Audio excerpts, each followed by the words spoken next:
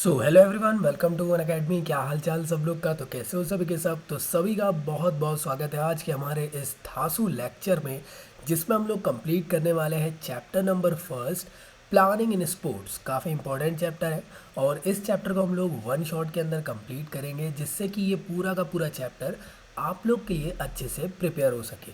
काफ़ी important chapter है तो इसको हम लोग को छोड़ना नहीं है, ठीक है? सभी लोग से रिक्वेस्ट है, इसको अच्छे सिंसियर होके पढ़ाई करें इसके ऊपर। और काफ़ी इम्पॉर्टेंट इसलिए भी है क्योंकि आप लोगों ने एक चीज़ ऑब्ज़र्व करे होंगे फिज़िकल एजुकेशन में कि फिक्सचर्स जो बनते हैं और फिक्सचर्स के बारे में जानना और उनसे रिलेटेड चीज़ें सभी इस चैप्टर से काफ़ी हद तक के चीज़ें जुड़ी हुई है।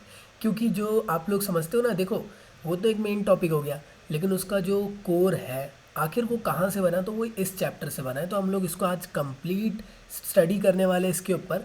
तो आगे बढ़ने से पहले जिस किसी ने भी अभी तक के चैनल को सब्सक्राइब नहीं किया है, फटाक से जाके चैनल को सब्सक्राइब कर दो। इसी तरीके से आप लोग को लेटेस्ट और धमाकेदार इन्फॉर्मेटिव वीडियोस यहाँ पे मिलते रहते हैं। और आप लोग का आज स्टार्ट होने वाला है chapter number first, planning in sports. तो चलिए स्टार्ट करते हैं इसको। आगे बढ़ने से पहले मैं आप लोग को बता देना चाहता हूँ, अनअकैडमी ने लेके आया आप लोग के लिए plus subscription features. That means कि आप लोग अनअकैडमी का प्लस सब्सक्रिप्शन लेके बहुत बढ़िया और धांसू स्टडी मटेरियल प्रोवाइड कर सकते हैं, जहाँ पे आप लोग के लिए टॉप एजुकेटर्स इंडिया के आप लोग की प्रिपरेशन के लिए बैठे हुए हैं। यहाँ पे आप लोग अगर देखो तो आप लोग को अनलिमिटेड एक्सेस मिलेगा। दैट मीन्स आपको डिफरेंट डिफरेंट कोर्सेज में डिफरेंट डिफरेंट चीज़ें अवेलेबल होगी, जिससे कि आप लोग की प्रिपरेशन और अच्छी हो सके। लाइव इंटरेक्टिंग क्लासेस रहती है, जिससे कि आप लोग क्लासेस में ज्वाइन हो सको और साथ में अपने टीचर के साथ जो भी उनके डाउट्स वगैरह हो आप लोग के वो पूछ सकते हो। इसी तरीके से पूरा का पूरा सिलेबस यहाँ पे अनअकैडमी के प्लस सब्सक्रिप्शन में आप लोग के लिए कंप्लीट कराया जाता है, जहाँ पे कि वो भी सिलेबस के अकॉर्डिंग रहता है। देखो अभी नया सिलेबस आया है, सभी लोग जानते हैं कि यार नए सिलेबस के अकॉर्डिंग पढ़ना, और लॉकडाउन पीरियड में यार आप लोग चाहते हो कि बाहर ना जाते हुए हम लोग घर में ही पढ़ाई करें, तो ये सबसे one of the best way है। इसी तरीके से आप लोग के लिए रेगुलर डाउट क्लियरिंग सेशंस भी प्रोवाइड होते हैं। लाइव टेस्ट भी आप लोग के लिए यहाँ पे प्रोवाइड किए जाते हैं। साथ में स्टडी मटेरियल हर टीचर प्रोवाइड करता है, जो कि आप लोग अनअकैडमी प्लस में जाके आप लोग स्पेसिफिकली हर लेक्चर की पीडीएफ्स डाउनलोड कर सकते हैं नोट्स के साथ। आंसर राइटिंग सेशंस होता है और साथ में आप लोग को मेंटरशिप एंड गाइडेंस प्रोवाइड होता है। इसी तरीके से आप लोग को डेली प्रैक्टिस सेशंस प्रोवाइड होते हैं, वीकली मॉक टेस्ट रहते हैं, लाइव क्विजेज और सब्जेक्टिव टेस्ट जो कि जल्दी आप लोग के लिए आने वाले हैं। तो चलिए बढ़ते हैं आगे की तरफ। तो जैसे कि आप लोग जानते होंगे, अनअकैडमी का प्लस सब्सक्रिप्शन के मामले में जान लिया आप लोगों ने। अब है अनअकैडमी का आइकॉनिक सब्सक्रिप्शन, जिसमें अगर आप लोग चाहते हो आपके मोस्ट फेवरेट टीचर से आप लोग आइकॉनिक सब्सक्रिप्शन में स्पेसिफिकली पढ़ाई कर सकते हो, जो कि आप लोग को एक स्पेशल मेंटरशिप देंगे, जो कि आप लोग के लिए one on one guidance provide करेंगे और आप लोग की पढ़ाई में टॉप नॉच वाली क्वालिटी दे पाएंगे। इसी तरीके से इसमें आपको डेली लाइव डाउट सेशंस मिलेंगे, वीकली रिपोर्ट रहेगी, पेरेंट्स आप लोग के कनेक्टेड रह सकते हैं टीचर्स से, साथ में स्टडी प्लानर भी आप लोग के लिए अवेलेबल है। और जितने भी प्लस के बेनिफिट्स हैं वो सभी भी आइकॉनिक के अंदर रहेंगे। तो एक मतलब देखो एक बूस्ट और है, मतलब कि एक और देखो प्लस भी बेटर है, आइकॉनिक भी बेटर है, लेकिन आप चाहते हो कि अपनी प्रिपरेशन और अच्छे वे में करना चाहते हो, एक सही वे में अपने फेवरेट टीचर के साथ पढ़ना चाहते हो, तो बिल्कुल आप लोग आइकॉनिक सब्सक्रिप्शन के साथ कवर अप कर सकते हो। इसी तरीके से अनअकैडमी का अपकमिंग इवेंट आने वाला है, तो बिल्कुल इसको आप लोग ज्वाइन करना बिल्कुल ना भूलें। अनअकैडमी का आप लोग का एक्सेंट आ रहा है ऑल इंडिया चैम्पियनशिप क्लास 6 से 12 तक के, तो सभी लोग इसको ज्वाइन ज़रूर करें। 5 लाख रुपीज़ की यहाँ पे आप लोग को स्कॉलरशिप प्रोवाइड की जा रही है, वो भी अनअकैडमी की तरफ से। तो ज़रूर देखो यार, अब कुछ चीज़ें ऐसी रहती है जिसको ज्वाइन करना ज़रूरी है। देखो ये मैटर नहीं है कि मैं आप लोग को यहाँ पे एंडोर्स कर रहा हूँ कि नहीं आ जाओ आ जाओ। देखो आप लोग के अंदर है, आप लोग के अंदर कैपेबिलिटी है, तो ज़रूर इसमें पार्टिसिपेट करें और बिल्कुल जीत के जाइए, ठीक है। इसी तरीके से बढ़ते हैं हम लोग आगे की तरफ। अगर आप लोग चाहते हो प्लस में सब्सक्रिप्शन लेना क्लास 12 के लिए, तो सिंपली आप लोग को करना क्या है, यहाँ पे आप लोग को कोड यूज़ करना है ZKI10 या फिर ZQ लाइव। काफ़ी इम्पॉर्टेंट को मतलब हमारा ये सब्सक्रिप्शन कोड है, जो कि मेरा कोड है। आप लोग बिल्कुल इसको यहाँ यूज़ कर सकते हो ZQ लाइव, जिससे कि आप लोग को 10% का इंस्टेंट डिस्काउंट मिल जाएगा और आप अपनी प्रिपरेशन स्टार्ट कर सकते हो। तो याद रखिएगा, कोड भूलना नहीं है मेरा, ZQ लाइव, जिससे आप लोग को 10% का इंस्टेंट डिस्काउंट मिल जाएगा, प्लस में भी एज वेल एज आइकॉनिक में भी। तो आइकॉनिक में भी same to same code use होगा मेरा, जैसे आप लोग को अभी बताया मैंने, that is the, hold a second, that is the ZQ live. तो इसको भूलना नहीं है अपन को, है ना अपने सर को सपोर्ट करने के लिए बिल्कुल इसको आप लोग यूज़ कर सकते हो, जिससे कि आप लोग को 10% का इंस्टेंट डिस्काउंट मिल जाएगा और आप अपनी प्रिपरेशन स्टार्ट कर सकते हो। तो चलिए बढ़ते हैं आगे की तरफ। तो चलिए बड़े आगे की तरफ। हाँ जी हाँ, तो स्टार्ट करते हैं हमारा आज का चैप्टर। तो जो कोई बोर्ड्स में है आग लगाने वाला है, क्योंकि यार आज के चैप्टर में हम लोग ज्वाला ही ज्वाला कर देंगे। ये रहे मेरे स्टूडेंट्स, ये रहा 12th बोर्ड्स का एग्जामिनेशन। तो चलिए स्टार्ट करते हैं आयरन मैन के टशन के साथ। तो जैसे कि आप लोग जानते होंगे ये चैप्टर में काफ़ी सारी चीज़ें हैं, तो इन सबको हम लोग एक एक करके देखने वाले हैं। काफ़ी सारी चीज़ें सभी को कवर अप करने वाले हैं। Meaning, objective, various committee, responsibilities है आप लोग को। टूर्नामेंट के बारे में आप लोग से पूछा गया है कि कितने टाइप के टूर्नामेंट्स होते हैं, है ना। और इन सभी चीज़ों को डिफरेंट डिफरेंट वे में आप लोग से पूछा गया है। हम सभी चीज़ों को देखेंगे, साथ में ये भी देखेंगे कि रिड्यूस सिलेबस वाला कौन सा टॉपिक है, ठीक है। दोनों देखेंगे। मैं आप लोग को स्पेसिफिकली बता दूंगा कि वहाँ तक क्या आप लोग का रिड्यूस है और यहाँ तक क्या आप लोग को पढ़ना है आपके अकॉर्डिंग। क्लियर है। चलिए बड़े आगे की तरफ। हाँ जी हाँ, तो चलिए सबसे पहली बात आती है इस चैप्टर की, काफ़ी इंपॉर्टेंट, कि आखिर प्लानिंग क्या होती है ना। बहुत इंपॉर्टेंट चीज़। अब हम लोग तो सुनते होंगे ना कि प्लानिंग, यार प्लानिंग मतलब किसी भी चीज़ को प्लान करना, कोई भी प्रोग्राम से पहले। बिल्कुल सही बात है। तो क्या वो चीज़ प्लानिंग होती है? बिल्कुल हाँ, वो प्लानिंग होती है। तो प्लानिंग क्या है? ऐसी प्रोसेस जिसमें कि हम लोग कोई भी गोल को अचीव करने से पहले या उस डिज़ायर गोल तक पहुंचने से पहले जो एक्टिविटीज़ या फिर कुछ भी अपने थॉट्स रखते हैं, जिससे कि वो जो डिज़ायरेबल गोल है वो सही तरीके से हो सके, दैट इज़ द प्लानिंग। अब देखो आप लोगों ने देखे होंगे आप लोग के घर में फंक्शंस होते होंगे छोटे मोटे, है ना। छोटे मोटे फंक्शंस होते होंगे, तो लेट से कोई किसी का आप क्या मतलब किसी रिलेटिव का बेबी का बॉर्न हुआ है ना। बेबी बॉर्न हुआ है, तो अब यार हो सकता है कि उसके लिए कोई छोटा सा फंक्शन रखा जा रहा हो, है ना कि भाई नया बच्चा आया है तो उसके लिए छोटा मोटा फंक्शन रख रहे हैं। तो उसके लिए पहले से प्लानिंग करी जाती है कि अरे याले लॉन में खाना खिलाना है और यहाँ पे इतनी इतनी प्लानिंग होनी चाहिए, टेंट वाले भैया टाइम पे आना चाहिए। दैट मीन्स आप लोग क्या कर रहे हो, आप लोगों ने एक डेट डिसाइड कर ली कि हमारा गोल है, इस दिन हमको इसको अचीव करना है, सही वे में कंप्लीट करना है। तो उससे पहले उसकी पूरी प्लानिंग की जाती है। ऐसा तो नहीं है कि यार अरे 26 नवंबर के दिन हमारा प्रोग्राम है, एक काम करते हैं 26 नवंबर के दिन ही पता करेंगे कि वो केटरिंग्स वाला आएगा कि नहीं, लॉन खाली है कि नहीं, है ना। तो प्लानिंग क्या है? पहले से आप अपने चीज़ों को ऑर्गेनाइज रख सको और उसके थ्रू आप लोग पूरी तरीके से अपने गोल को पा सको। तो दैट इज़ दी प्लानिंग। मेरे ख्याल से आप लोग को समझ में आ गया होगा। According to the Mitchell, planning क्या था? तो planning is the usual interpreted as a process to develop the strategy to achieve the desire objective to solve problem and facilitate actions. आप लोग हो सके तो कुछ ऐसे स्टेटमेंट्स भी आप लोग याद रख सकते हो, तो अच्छी बात है। नहीं याद रख सकते तो कोई इशू नहीं है। क्लियर है। इसी तरीके से एलन के अकॉर्डिंग ये था कि a plan is a trap lead to capture the future. That means अगर आप लोग एक सही तरीके से प्लान करोगे तो आप लोग जो फ्यूचर में करने वाले हैं उसको सही वे में कंप्लीट कर पाओगे। तो ये काफ़ी अच्छी डेफिनेशन है ये भी। तो आप लोग अगर ये याद नहीं रख सकती कोई इशू नहीं, आप लोग ये एटलीस्ट दिमाग में रखें अपने कि प्लानिंग होती क्या है। क्लियर है। Planning is the process of putting thoughts together and organizing the activity required to achieve a desired goal. यहाँ तक क्लियर हुआ सब लोग को? Very good. बड़े आगे की तरफ। इसी तरीके से मैं आप लोग से पूछना चाहूँगा, क्या जैसे आप लोग का फ्रेशर सॉरी फेयरवेल होने वाला है अभी, है ना। तो आपके ओह सॉरी, अब आप लोग को तो कोविड चल रहा है मतलब आप लोगों ने दिए होंगे 12th के स्टूडेंट्स को फेयरवेल। तो उसमें भी क्या आप लोगों ने प्लानिंग करे थे कि नहीं, ये ज़रूर बताना, है ना। क्या ऐसे ही प्रोग्राम हो गया था? मेरे ख्याल से तो ऐसे तो प्रोग्राम नहीं हुआ होगा जहाँ तक कि मुझे ध्यान है तो प्लानिंग काफ़ी ज़्यादा इम्पॉर्टेंट है। इसको समझने की कोशिश करें। आप लोग को अगर सही वे में सही तरीके से कोई भी प्रोग्राम को ऑर्गेनाइज कराना है तो प्लानिंग ही एक ऐसी की है जो आप लोग के प्रोग्राम को सही वे में अच्छा बना सकती है और जैसा आप लोग चाहते हो उससे भी बेटर बना सकती है। अगर प्लानिंग अच्छी हो तो बिना प्लानिंग के यार आप लोग कुछ अचीव नहीं कर सकते हो। ठीक है। चलिए तो बढ़ते हैं आगे की तरफ। तो प्लानिंग के बारे में थोड़ा बहुत और देख लेते हैं। प्लानिंग की मीनिंग देख लेते हैं। Planning is an intellectual process of thinking in advance about the setting goal and developing the strategy which are required to attend the goal effectively.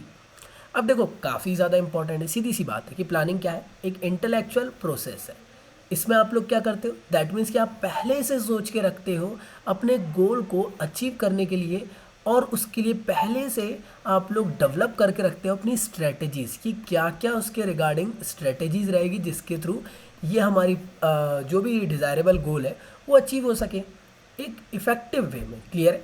तो काफ़ी सारी और भी चीज़ें आप लोग ये की पॉइंट्स याद रख सकते हो, आप लोग को याद रहे तो अच्छी बात है। याद रखो, फिजिकल एजुकेशन में सिस्टमैटिक वे में लिखना है हम लोग को, अच्छा लिखना है, ज़्यादा लिखना है, ज़्यादा नंबर आप लोग को बिल्कुल मिलेंगे। अदरवाइज़ आप लोग सिर्फ एक अच्छे लिखने के पीछे थोड़ा लेंथ कम कर दोगे ना तो प्रॉब्लम हो सकती है। क्लियर है? चलिए ठीक है, आगे बढ़ते हैं। सबसे पहले हम लोग पॉइंट देखते हैं कि planning is organizing for every sports tournament. सीधी सी बात है। अब देखो, आप सीधी सी समझने की कोशिश करो, प्लानिंग हर जगह लग रही है, चाहे स्पोर्ट्स हो या कुछ हो। तो अब स्पोर्ट्स की बात कर रहे हैं क्योंकि यार भाई पूरा का पूरा फिजिकल एजुकेशन के बारे में बात हो रही है। तो प्लानिंग क्या है? प्लानिंग एक ऐसा प्रोसेस है जिसमें कि हम लोग क्या करते हैं, हमारे डिज़ायरेबल गोल को अचीव करने के लिए पहले से सोच साच के रखते हैं क्या क्या करना है। तो देखो, स्पोर्ट्स में भी बिल्कुल ऐसे ही होता होगा, हर टूर्नामेंट के लिए पहले से प्लानिंग की जाती है। ऐसा तो नहीं है ना कि आईपीएल ऑर्गेनाइज हो रहा है उस टाइम सोच लिए अरे यार एक काम करते हैं, इनको खिलाते इनको नहीं खिलाते, यही नहीं पता कि कहाँ खिलाना है मैच, है ना मैच कहाँ खिलाना, कभी ऑस्ट्रेलिया में खिला रहे हैं तो कभी अरे अब मूड बन रहा है चलो एक काम करते हैं अमेरिका चलते हैं, चलो एक काम करते हैं यूएई चलते हैं, अरे कहाँ लगा है अपने इंडिया में ही खिला देते। पहले से सब चीज़ प्लान रहती है ना। हर टूर्नामेंट में, कोई भी स्पोर्ट्स टूर्नामेंट हो, सब जगह इस तरीके से पहले से प्लानिंग करके रखी जाती है। नेक्स्ट चीज़ है कि from the planning we can reach the top of the apex point. सीधी सी बात है, अगर आप लोग प्लानिंग सही वे में करोगे तो ये सीधी सिंपल बात है कि आप लोग किसी भी टॉप नॉच या टॉप एपेक्स पॉइंट क्या होता है, एकदम चोटी का शिखर, है ना, वहाँ तक पहुँच सकते हो कि आप लोग का काम एकदम बेहतरीन होगा। ठीक है ना? यहाँ तक क्लियर हुआ। नेक्स्ट पॉइंट की बात करें तो नेक्स्ट पॉइंट आप लोग का, from the planning we can give the best performance in the field of sports. है ना? अब देखो यार, प्लानिंग काफ़ी जगह हो सकती है, ज़रूरी नहीं कि सिर्फ टूर्नामेंट के लिए ही हो रही है। प्लानिंग तो उनके लिए भी हो रही है ना जो परफॉर्मेंस दे रहे हैं या अपनी फील्ड में खेल रहे हैं। अब देखो, आप लोगों ने पहले से प्लान करके रखे कि 4 इयर्स बाद आईपीएल आने वाला है, सॉरी वर्ल्ड कप आने वाला है, तो आप लोग किस तरीके से उसके लिए प्लान करने वाले हो, कैसे क्या उसके लिए अच्छे से खेलोगे करोगे जिससे कि आप लोग के लिए बेटर हो सके और आप लोग अच्छा परफॉर्मेंस दिखा सको स्पोर्ट्स की फील्ड में। तो ये भी आप लोग का यहाँ से हो जाएगा क्या, प्लानिंग के बारे में। क्लियर है? चलिए बढ़ते आगे की तरफ। नेक्स्ट आप लोग का इम्पॉर्टेंट पॉइंट आता है, that is the objective of planning. काफ़ी इंपॉर्टेंट है, इसको भी देख लेते हैं एक बार फटाक से कि ऑब्जेक्टिव ऑफ प्लानिंग क्या होता है। ठीक है? तो ऑब्जेक्टिव ऑफ प्लानिंग की तरफ बढ़ते हैं। याद रखना आप लोग को, ऑब्जेक्टिव वगैरह जितने भी रहे उसको आप लोग एटलीस्ट पॉइंट वाइज दिमाग में डाल के रखें कि ये इतने पॉइंट्स है, इसके इतने पॉइंट्स के थ्रू हम लोग को उसको एक्सप्लेन करना है। क्लियर है? ये बहुत इंपॉर्टेंट है। अगर हम लोग को पॉइंट्स पता है तो हम लोग सब चीज़ कर सकते हैं। क्लियर? तो सबसे पहला पॉइंट है to reduce the unnecessary pressure of immediacy. अब देखो, समझने की कोशिश करो, काफ़ी अच्छा पॉइंट है पहला कि यार देखो, अगर बिना प्लानिंग के करेंगे तो क्या होगा, हबड़ दबड़, अरे यार मैं क्या करूँ, मैं किसको काम दूँ, क्या करूँ ऐसा होगा। देखो, प्रॉपर प्लानिंग रहेगी तो अननेसेसरी प्रेशर आप लोग के अंदर डेवलप नहीं होगा कि यार मैं ये वाला काम किससे करवाऊँ, वाला काम किससे कराऊँ। प्लानिंग रहेगी तो आप लोग क्या कर सकते हो, एक टीम मेंबर्स बना सकते हो कि यार भाई इतने काम ये लोग करने वाले हैं, ये वाला काम ये देखने वाला है, जिससे कि सही वे में प्रिपरेशन हो सके। है ना? चाहे कोई भी स्पोर्ट्स एक्टिविटी हो रही है, इक्विपमेंट का ध्यान ये रखे, ग्राउंड कमेटी ये हो, रिसेप्शन कमेटी ये हो, प्लानिंग कमेटी ये हो, जिससे कि कोई भी इशू ना आ सके और एक सही वे में प्लानिंग सक्सेसफुली हो सके। क्लियर है? तो इससे क्या होगा, सीधी सिंपल बात है, अननेसेसरी प्रेशर आप लोग पे डेवलप नहीं होगा। अदरवाइज़ यही होगा, प्रॉपर प्लानिंग नहीं होगी तो बहुत प्रॉब्लम हो सकती है टूर्नामेंट को ऑर्गेनाइज करने के लिए। सेकंड पॉइंट आप लोग का, to maintain the good control over all the activities. समझे? काफ़ी इंपॉर्टेंट है।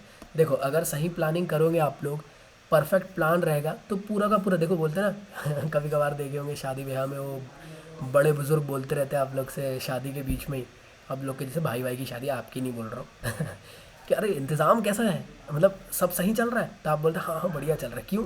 क्योंकि आप लोगों ने क्या करके रखे हो, आप लोगों ने सभी को काम बांट के रखे हो, जिससे कि जो आप लोग की प्लानिंग थी उसके अकॉर्डिंग जो आप लोग को गोल अचीव करना है तो वो बढ़िया चल रहा है। इसी तरीके से अगर आप लोग का कोई भी टूर्नामेंट ऑर्गेनाइज करा है, सही वे में सभी मेंबर्स अपना अपना काम कर रहे हैं, तो सीधी सिंपल बात है कि जो एक्टिविटी ऑर्गेनाइज कराया आप लोगों ने वो स्पेसिफिक वे में मेंटेन रहेगी या फिर चलते रहेगी, और टूर्नामेंट सही वे में ऑर्गेनाइज रहेगा और करेक्ट वे में चलता रहेगा। क्लियर है? नेक्स्ट पॉइंट है आप लोग का to facilitate the proper coordination. काफ़ी इंपॉर्टेंट है ये भी। सीधी सिंपल बात है। अब देखो, जैसे देखो ये सब तीनों चारों पॉइंट एक दूसरे से रिलेटेड है। Facilitate proper coordination, that means यार different different member different different काम करेगा, जिससे कि यार एक स्मूथ कोऑर्डिनेशन बना रहेगा, है ना। जैसे लेट से कोई रमेश है, तो रमेश कंप्यूटराइज वाला कुछ काम कर रहा है, जैसे ब्रॉडकास्टिंग कमेटी। और सुरेश है, वो ग्राउंड कमेटी में, उसने पूछा है कि भैया सब काम सही चल रहा है, कोई इशू तो नहीं आ रहा, तो बिल्कुल सही है।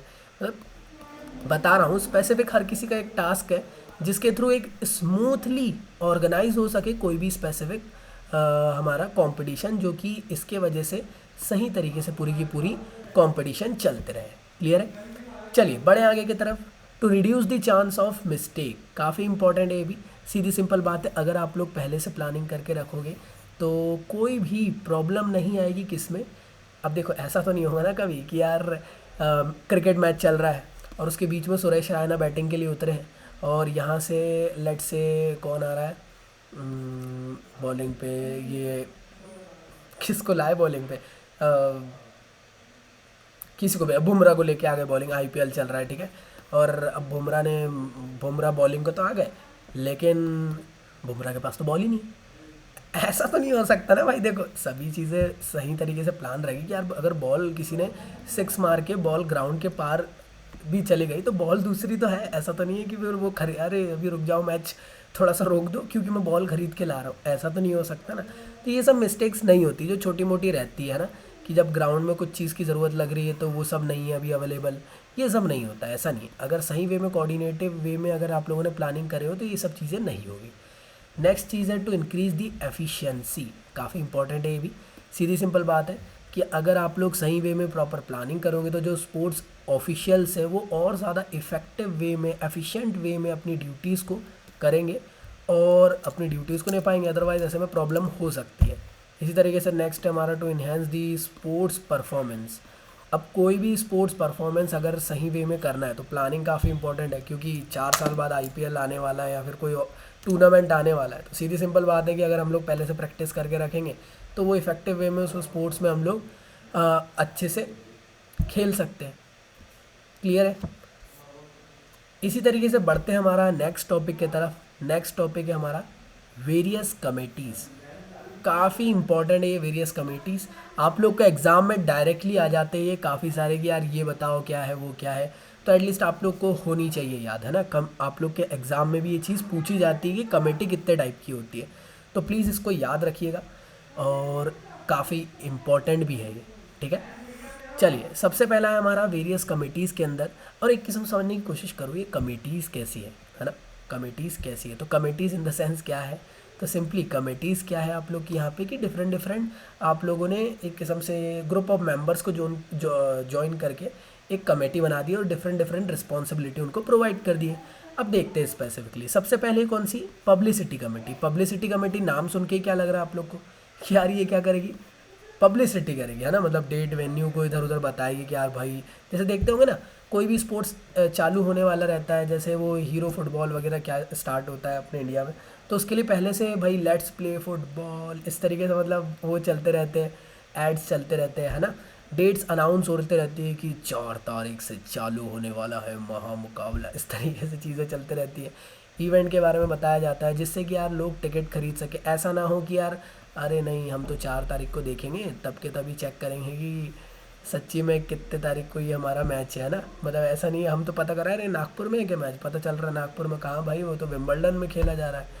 ऐसा भी हो सकता है। तो इसलिए पब्लिसिटी कमेटी का ये सब काम है कि वो डेट को अनाउंस करती है, वेन्यू कहाँ है, स्पोर्ट्स इवेंट किस तरीके से होने वाला है, इन सब के बारे में एडवांस इन्फॉर्मेशन इंस्टीट्यूट को और एंटायर वर्ल्ड को बता देती है। क्लियर?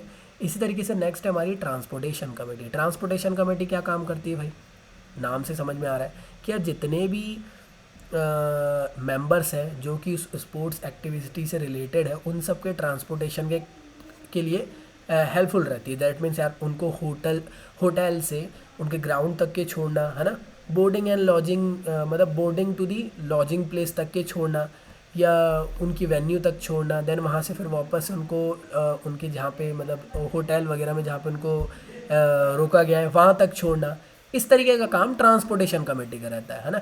जितने भी स्पोर्ट्स ऑफिशियल्स आए हो या फिर स्पोर्ट्स के जितने भी मतलब कि फेमस पर्सनैलिटीज़ वगैरह आए, मेंटर आए, स्पोर्ट्स पर्सन आए, और जितने भी उससे रिलेटेड उन सबको छोड़ने ले जाने का काम ये करती है। क्लियर है। नेक्स्ट है हमारी decoration and ceremony committee. Clear है। अब देखो यार, डेकोरेशन एंड सेरेमनी कमेटी बहुत इंपॉर्टेंट होती है, क्योंकि फर्स्ट टाइम अगर जैसे आईपीएल स्टार्ट हो रहा है तो आप लोग देखते होंगे बहुत बड़ा सब प्रोग्राम होता है। ऐसा तो नहीं है ना कि जिस दिन आईपीएल का ओपनिंग है उसी दिन देखेंगे यार, बोले जैसे घर के बाहर हमारे इधर शादी ब्याह का पंडाल डाल देते हैं ना रोड के साइड में, बस वैसे ही डाल के इनॉग्रेशन कर दे। ऐसा थोड़ी ना होता है यार। उस सब के लिए एक प्लानिंग होनी चाहिए, एक कमेटी ऑर्गेनाइज होनी चाहिए कि जो ये डेकोरेशन एंड सेरेमनी के लिए पहले से ही इंतज़ाम करके रखे। अब डेकोरेशन वगैरह तो हर टाइम होना चाहिए, है ना। सेरेमनी यार, ओपनिंग सेरेमनी हो सकती है, क्लोजिंग सेरेमनी, दोनों के लिए यहाँ पे देखा जाएगा। क्लियर। इसी तरीके से हमारा नेक्स्ट है ग्राउंड एंड इक्विपमेंट कमेटी। काफ़ी इंपॉर्टेंट है ground and equipment committee. Sidhi simple बात है कि यार देखो, ग्राउंड एंड इक्विपमेंट कमेटी के पास एक रिस्पॉन्सिबिलिटी रहती है कि वो ग्राउंड की लेइंग कर सके, है ना। मतलब कि वो ले मतलब चूना चूना तो नहीं कह सकते, वाइट स्ट्रिप वगैरह जैसे हमारे ग्राउंड में डाल सके, जिससे कि थोड़ा अच्छा दिखता है ना यार, है ना। और सही वे में पूरी फील्ड को जमा के रख सके, ग्राउंड को प्रिपेयर करके रख सके। ऐसा तो नहीं है कि पूरी टीम आ चुकी है, प्लानिंग, अरे आईपीएल चल रहा है और देखे तो ग्राउंड बीच से गड्ढा है उसमें, है ना बहुत बड़ा पिट होल है। अब ऐसा तो नहीं हो सकता ना, पहले से ग्राउंड वगैरह सही तरीके से होनी चाहिए, इक्विपमेंट सही वे में पहले से ही प्रोवाइडेड होना चाहिए, जिससे कि कोई इशू ना आए। क्लियर है। नेक्स्ट हमारा रिफ़्रेशमेंट कमेटी। रिफ़्रेशमेंट कमेटी काफ़ी इंपॉर्टेंट है। रिफ़्रेशमेंट कमेटी आप लोग समझ रहे होंगे यार, कि दैट मीन्स कि वो आप लोग को प्रोवाइड करेंगे ड्रिंक्स। आप लोगों ने देखे होंगे काफ़ी सारे स्पोर्ट्स है, आप लोग को भी इच्छा होती होंगी कि यार ग्राउंड के बाजू में इतने बड़े बड़े आईपीएल हो गया या वर्ल्ड कप हो गया या फिर फीफा वर्ल्ड कप हो गए, है ना, उन सब के बाजू में इस तरीके से पेप्सी, कोको कोला की पूरा का पूरा रखा हुआ है रिफ़्रेशमेंट के लिए। या फिर कोई भी मैच एकदम से रुकता है तो फिर वो एक प्लेयर दौड़ते हुए आता है पूरे रिफ़्रेशमेंट वगैरह लेके। तो ये सब उनका काम रहता है। क्लियर। जितने भी गेस्ट ऑफिशियल्स और स्पोर्ट्स पर्सन है उनको प्रोवाइड करना। नेक्स्ट है आप लोग का कमेटी फॉर ऑफिशियल्स। अब देखो, आप सभी लोग जानते हो कि डिफरेंट डिफरेंट ऑफिशियल्स आप लोग के स्पोर्ट्स एक्टिविटी में आते हैं, बिल्कुल। जैसे कौन कौन, रेफरी हो गया, जजेस, रिकॉर्डर, है ना, और डिफरेंट डिफरेंट इसी तरीके से और मेंबर्स रहते हैं स्पेसिफिक स्पोर्ट्स के अकॉर्डिंग। तो उन सब को संभालने का काम, उन सब की फैसिलिटीज़ उनको प्रोवाइड हो रही है कि नहीं, उन सबको देखने का काम कौन करती है, कमेटी फॉर ऑफिशियल्स। तो अब आप लोग का एक छोटा सा टास्क है कि आप लोग को करना क्या है कि आप लोग को ये बताना है कि इसके अलावा और कौन कौन सी वेरियस कमिटीज़ है जो कि रिस्पॉन्सिबल रहती है for the planning, for effective planning. तो आप लोग को इसको कमेंट बॉक्स में मुझे बताना है। क्लियर है। चलिए बढ़े आगे की तरफ। जी हाँ, चलिए बढ़ते आगे की तरफ। अब देखो यार, इन सब कमिटीज़ के पास भी डिफरेंट डिफरेंट रिस्पॉन्सिबिलिटी रहती है। कैसी रिस्पॉन्सिबिलिटी, मतलब इनका भी अलग अलग काम रहता है ना यार। हाँ देखो, कमेटी बना दी, कब कब ये वर्क करेगी, किस तरीके से वर्क करेगी, कौन कौन से रिस्पॉन्सिबिलिटीज़ इन सभी कमिटीज़ को प्रोवाइड की गई है। क्लियर है। तो देखो, इन सभी कमेटी की पहली रिस्पॉन्सिबिलिटी रहती है क्या, प्री टूर्नामेंट रिस्पॉन्सिबिलिटी। मतलब कि टूर्नामेंट स्टार्ट होने से पहले जो रिस्पॉन्सिबिलिटी प्रोवाइड की जाती है, that is the pre tournament responsibility. अब देखो, आप खुद सोचने की कोशिश करो, कोई भी टूर्नामेंट स्टार्ट हो रहा है तो उससे पहले कौन कौन से रिस्पॉन्सिबिलिटीज़ आप लोग को करनी पड़ेगी। सबसे पहली चीज़, आप लोग को बजट प्रिपेयर करना पड़ेगा। कोई भी टूर्नामेंट अगर आप लोग ऑर्गेनाइज़ करा रहे हो, अब लाइट से आप लोगों ने आपके शहर में ही एक कोई लोकल टूर्नामेंट ऑर्गेनाइज कराया, लाइट से टेनिस बॉल क्रिकेट टूर्नामेंट, तो उसके लिए भी पहले बजट प्रोवाइड होना चाहिए ना। ऐसा तो नहीं है कि बड़े बड़े होर्डिंग लगा दिए और बोल रहे फिर वहीं पे दो तीन टीम मेंबर से चंदी लेके पैसे, भाई तू 10 रुपये 20 रुपये दे के बॉल खरीद के ला रहे, बैट खरीद के ला रहे, ऐसा थोड़ी ना। पहले से आप लोग कोई भी बड़ा सा बड़ा टूर्नामेंट हो, छोटा सा छोटा टूर्नामेंट हो, उन सब के लिए आप लोग पहले बजट क्रिएट करते हो कि यार ये टूर्नामेंट होने वाला है और उसके लिए बजट होना चाहिए। अब जैसे बड़े बड़े जो टूर्नामेंट रहते हैं ना, उनके लिए पहले से बजट अलॉट करे जाते हैं और देन उसके बाद वो ऑथराइज्ड, मतलब जो भी उनकी बोर्ड टीम रहती होगी, टीम्स की या फिर स्पेसिफिक स्पोर्ट्स की, उनसे फिर परमिशन ली जाती है, देन उसके बाद इसको टूर्नामेंट को ऑर्गेनाइज़ किया जाता है। क्लियर है। तो सबसे पहला पॉइंट क्या हो गया कि आप लोग को बजट प्रिपेयर करना। क्लियर है। नेक्स्ट है आप लोग का to prepare the schedule for the programme of the tournament. जैसे आप लोगों ने देखे होंगे यार, स्केड्यूल काफ़ी इंपॉर्टेंट चीज़ है ज़िंदगी के लिए।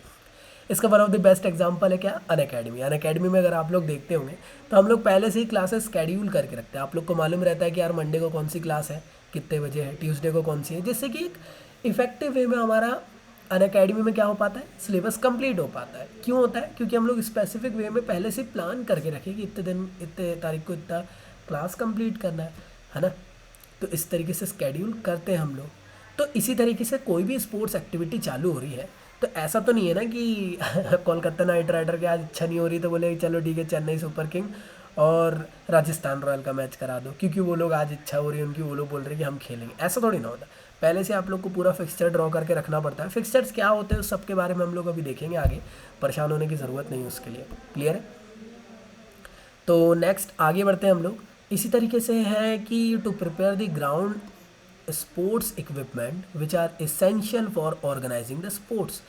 अब देखो यार, कोई भी स्पोर्ट्स टूर्नामेंट आप लोग ऑर्गेनाइज कर रहे हो तो उससे पहले आप लोग को सभी चीज़ों की ज़रूरत है, जैसे कि यार स्पोर्ट्स इक्विपमेंट, जो कि मैंडेटरी चीज़ है यार। अगर ये नहीं है आपके पास तो फिर क्या बात है, पहले से इनको इंतज़ाम तो करके रखो, है ना, जब ज़रूरत पड़े इंसान को तो वो यूज़ पे ला सके। इसी तरीके से नेक्स्ट है to form the various committees for organising the sports tournament, है ना। अब देखो ये बहुत इंपॉर्टेंट चीज़ है, समझ रहे हो। प्री रिस्पॉन्सिबिलिटी जो है ना वो यही है कि यार पहले आप कमेटी बना लो। देखो कोई भी टूर्नामेंट को, कोई भी इवेंट को अगर आप लोग सक्सेसफुली करना चाहते हो तो पहले आप कमिटीज़ बना लो। कमिटीज़ क्यों बनाओ, क्योंकि यार देखो डिफरेंट डिफरेंट लोग को डिफरेंट डिफरेंट वर्क डिस्ट्रीब्यूट कर दो, जिससे कि यार अननेसेसरी प्रेशर डेवलप ना हो सके। ऑब्जेक्टिव था ना याद आया भी। इसी तरीके से नेक्स्ट है to arrange the price and the certificate for the winners. काफ़ी इंपॉर्टेंट है कि यार देखो आप लोग क्या कर सको, प्राइज़ और सर्टिफिकेट्स वगैरह पहले से अरेंज करके रखो कि यार किसको क्या देना है आप लोग को, है ना। कि ऐसा ना हो कि भाई पहले बोल दिए कि विटारा ब्रेजा दी जा रही है और फिर बाद में टाटा नैनो दे दिए विनर टीम को। ऐसा नहीं होना चाहिए, ठीक है। और सभी टाइप के सर्टिफिकेट्स आप लोग को पहले से अलॉट करके रखना। देखते होंगे ना आप लोग, जैसे अनअकैडमी अभी स्पॉन्सर रहा है आईपीएल का, तो आप लोगों ने देखे होंगे Unacademy let's crack it short करके या फिर लेट्स क्रैक इट, इस तरीके से, मतलब इस तरीके से रहते हैं सब चीज़ें, पहले से ऑर्गेनाइज करके रखना ज़रूरी है। इसी तरीके से to send the information to the various team about the date venue of the tournament. भाई टीम को बताना भी तो पड़ेगा कि भाई आप लोग का मैच होने वाला है ना। बताना भी तो ज़रूरी है ना, अदरवाइज ऐसे में क्या होगा, अरे आज मैच है क्या, हमको तो पता ही नहीं था, आप बुलाए नहीं इसलिए हमको पता ही नहीं चल पाया। ऐसा वाला काम नहीं होता। इसी तरीके से रिस्पॉन्सिबिलिटी में एक और चीज़ आनी चाहिए, वो क्या है कि आप लोग स्पॉन्सर्स वगैरह रख सकते हो, है ना, जो कि आप लोग की बजट के लिए काफ़ी इफ़ेक्टिव रहेंगे, है ना। आप लोग जानते हो जैसे अनअकैडमी अभी स्पॉन्सर्स रहा है, क्रेड रहा था, इस तरीके से और भी काफ़ी सारे थे, ड्रीम 11 था, जो कि यार एक फाइनेंशियल बैकअप सपोर्ट करते हो, देन उसके साथ उनका भी ब्रांडिंग हो जाती है ना तो ये बहुत बड़ी बात रहती है यार। चलिए ठीक है, नेक्स्ट हमारी ड्यूरिंग टूर्नामेंट रिस्पॉन्सिबिलिटी क्या क्या होती है, काफ़ी इंपॉर्टेंट है ये भी, प्लीज़ इसको भी ध्यान से देखिएगा। तो सबसे पहली होती है, देखो ड्यूरिंग टूर्नामेंट रिस्पॉन्सिबिलिटी और प्री में क्या डिफरेंस था। प्री मतलब कि कोई भी टूर्नामेंट स्टार्ट होने से पहले, है ना। लेट से कोई भी टूर्नामेंट स्टार्ट हो रहा है, उससे पहले की रिस्पॉन्सिबिलिटी। अब ये ड्यूरिंग क्या है, उसके बीच की, जब टूर्नामेंट चल रहा है, क्लियर है, मतलब चल रहा है उस टाइम की जो रिस्पॉन्सिबिलिटी है इन कमिटीज़ की या फिर पूरे लोगों की, वो क्या क्या है। सीधी सिंपल बात है कि यार देखो, अगर आप लोग ओपनिंग सेरेमनी है या फिर कोई भी प्रोग्राम है उनको अगर अरेंज करना है तो एक स्पेसिफिक वे में करना ज़रूरी है, जिससे कि सही वे में कंक्लूड हो सके। इसी तरीके से नेक्स्ट देखते हैं to check that the ground and the related sports equipment are in order. That means कि यार देखो सही चीज़ों में यहाँ पे प्रोवाइडेड है कि नहीं, ग्राउंड वगैरह सही प्रिपेयर है कि नहीं है, स्पोर्ट्स इक्विपमेंट यहाँ पे सही तरीके से मतलब पहले से अवेलेबल है कि नहीं, जिससे कि ऐसा ना हो कि जब ज़रूरत हो उस टाइम पे वो चीज़ मिल ही नहीं रही हम लोग को और बाद में प्रॉब्लम हो जाए। इसी तरीके से हमको अरेंजमेंट करके रखना चाहिए रिफ़्रेशमेंट्स का, कि यार प्लेयर्स वगैरह को अगर पानी आने की ज़रूरत पड़े, अगर कोई जूस वगैरह की ज़रूरत पड़े या फिर कोई भी चीज़ की ज़रूरत पड़े तो हमारे पास रहना चाहिए ऑफिशियल्स वगैरह को देने के लिए। ऐसा ना हो कि अरे 2 मिनट का स्ट्रैटेजिक टाइम आउट हुआ, उसमें भाई कोई गाड़ी लेके जा रहा है ना कोई बाइक लेके जा रहा है कि अरे भाई 2-3 कोल्ड ड्रिंक की बोतल लेके आना है, ऐसा नहीं होना चाहिए। इसी तरीके से सही तरीके से स्कोर शीट रिकॉर्ड मतलब प्रिपेयर करना ज़रूरी है। ऐसा ना हो कि बाद में KKR बोल रही है कि CSK ने भाई चीटिंग कर ली क्योंकि उनके पर आने वाले रिकॉर्ड प्रॉपर वे में थे ही नहीं। देखो रिकॉर्ड रखना ज़रूरी है, तभी तो आप लोग पॉइंट स्टेबल बना सकते हैं ना, किसको 1 पॉइंट मिला, किसको 2 मिला, किसको 3 मिला, किसको 1 मिला, जिसके हिसाब से पॉइंट स्टेबल में आगे पीछे चीज़ें हो सके। इसी तरीके से डिसिप्लिन बनाए रखना ज़रूरी है कोई भी स्पोर्ट्स टूर्नामेंट को सही वे में ऑर्गेनाइज करने के लिए। इसके बाद है कि provide an update to the information, और मतलब देखो सीधी सिंपल बात है कि यार आप लोग को इलेक्ट्रॉनिक एंड प्रिंट मीडिया को इन्फॉर्मेशन प्रोवाइड कराते रहना चाहिए, है ना। जैसे कि आप लोग देखते होंगे न्यूज़ वगैरह में भी आप लोग को प्रोवाइड होती है चीज़ें, कई बार आप लोगों ने देखे होंगे न्यूज़पेपर में भी आती है चीज़ें कि यार मेसी ने आज इतना इतने इतने गोल करे, है ना। इस तरीके से चीज़ें आती हैं, आप लोगों ने देखे होंगे। अगर आप लोग को ध्यान हो, या सानिया मिर्ज़ा ने आज इतने मतलब अपनी वाली चैम्पियनशिप करी है, ये वाला कोई खिताब जीत लिए, इस तरीके से। तो ये काफ़ी इंपॉर्टेंट है, इन सबको भी याद रखना हमको थोड़ा बहुत ज़रूरी है। और ये सब चीज़ें आप लिख भी सकते हो, कोई इतना मतलब देखो कोई न्यूक्लियर साइंस नहीं पढ़ रहे हैं बहुत सिंपल चीज़ है, कोई इशू नहीं है, ठीक है। बढ़ते हैं आगे की तरफ। नेक्स्ट है आप लोग का post tournament responsibility. Post tournament responsibility मतलब देखो पहले हम लोगों ने क्या देखे, एक सेकेंड, पहले हम लोगों ने क्या देखे, पहले हम लोगों ने देखे प्री। प्री कब हो रही थी, किसी भी टूर्नामेंट को स्टार्ट होने से पहले। फिर उसके बाद हम लोगों ने क्या देखे, देन हम लोगों ने देखे ड्यूरिंग। ड्यूरिंग क्या थी, उस स्पोर्ट्स इवेंट चल रहा है उस टाइम। अब ये जो नया आया है पोस्ट, पोस्ट मतलब कि उस इवेंट के ख़त्म होने के बाद आप लोग क्या क्या करोगे, आपकी कौन कौन से रिस्पॉन्सिबिलिटी, उसको अब हम लोग देख रहे हैं कि ये क्या क्या होती है। क्लियर है। तो सबसे पहली चीज़ यार, कोई भी टूर्नामेंट अगर एंड हो रहा है तो सीधी सिंपल बात है, आप लोग प्राइज़ वगैरह डिस्ट्रीब्यूट करोगे, सर्टिफिकेट्स दोगे स्पेसिफिक विनर्स को। देखते होंगे आप लोग, वो ऑरेंज कैप रहता है, पर्पल कैप के विनर रहते हैं आईपीएल में। तो ये सब different different prizes and certificate winners को दिए जाते हैं। फर्स्ट सेकंड थर्ड जो आए रनर अप वगैरह को सर्टिफिकेट से मतलब सम्मानित किया जाता है ये सब चीज़ें रहती है इस तरीके से। नेक्स्ट है आप लोग का to provide detailed result and other necessary information to the media. सीधी सिंपल बात है यार, मीडिया को बताना ज़रूरी है कि भाई आईपीएल में मुंबई इंडियंस की जीत हुई है ना, वरना मीडिया वाले तो बोलेंगे अरे नहीं हमको सूत्रों से पता चला है ऐसा नहीं हुआ है, राजस्थान रॉयल जीत गई है, तो फिर सीएसके के फैन गुस्सा हो जाएंगे इसी तरीके से यार नेक्स्ट है आप लोग का to collect the all record related to the sports tournament. Clear है।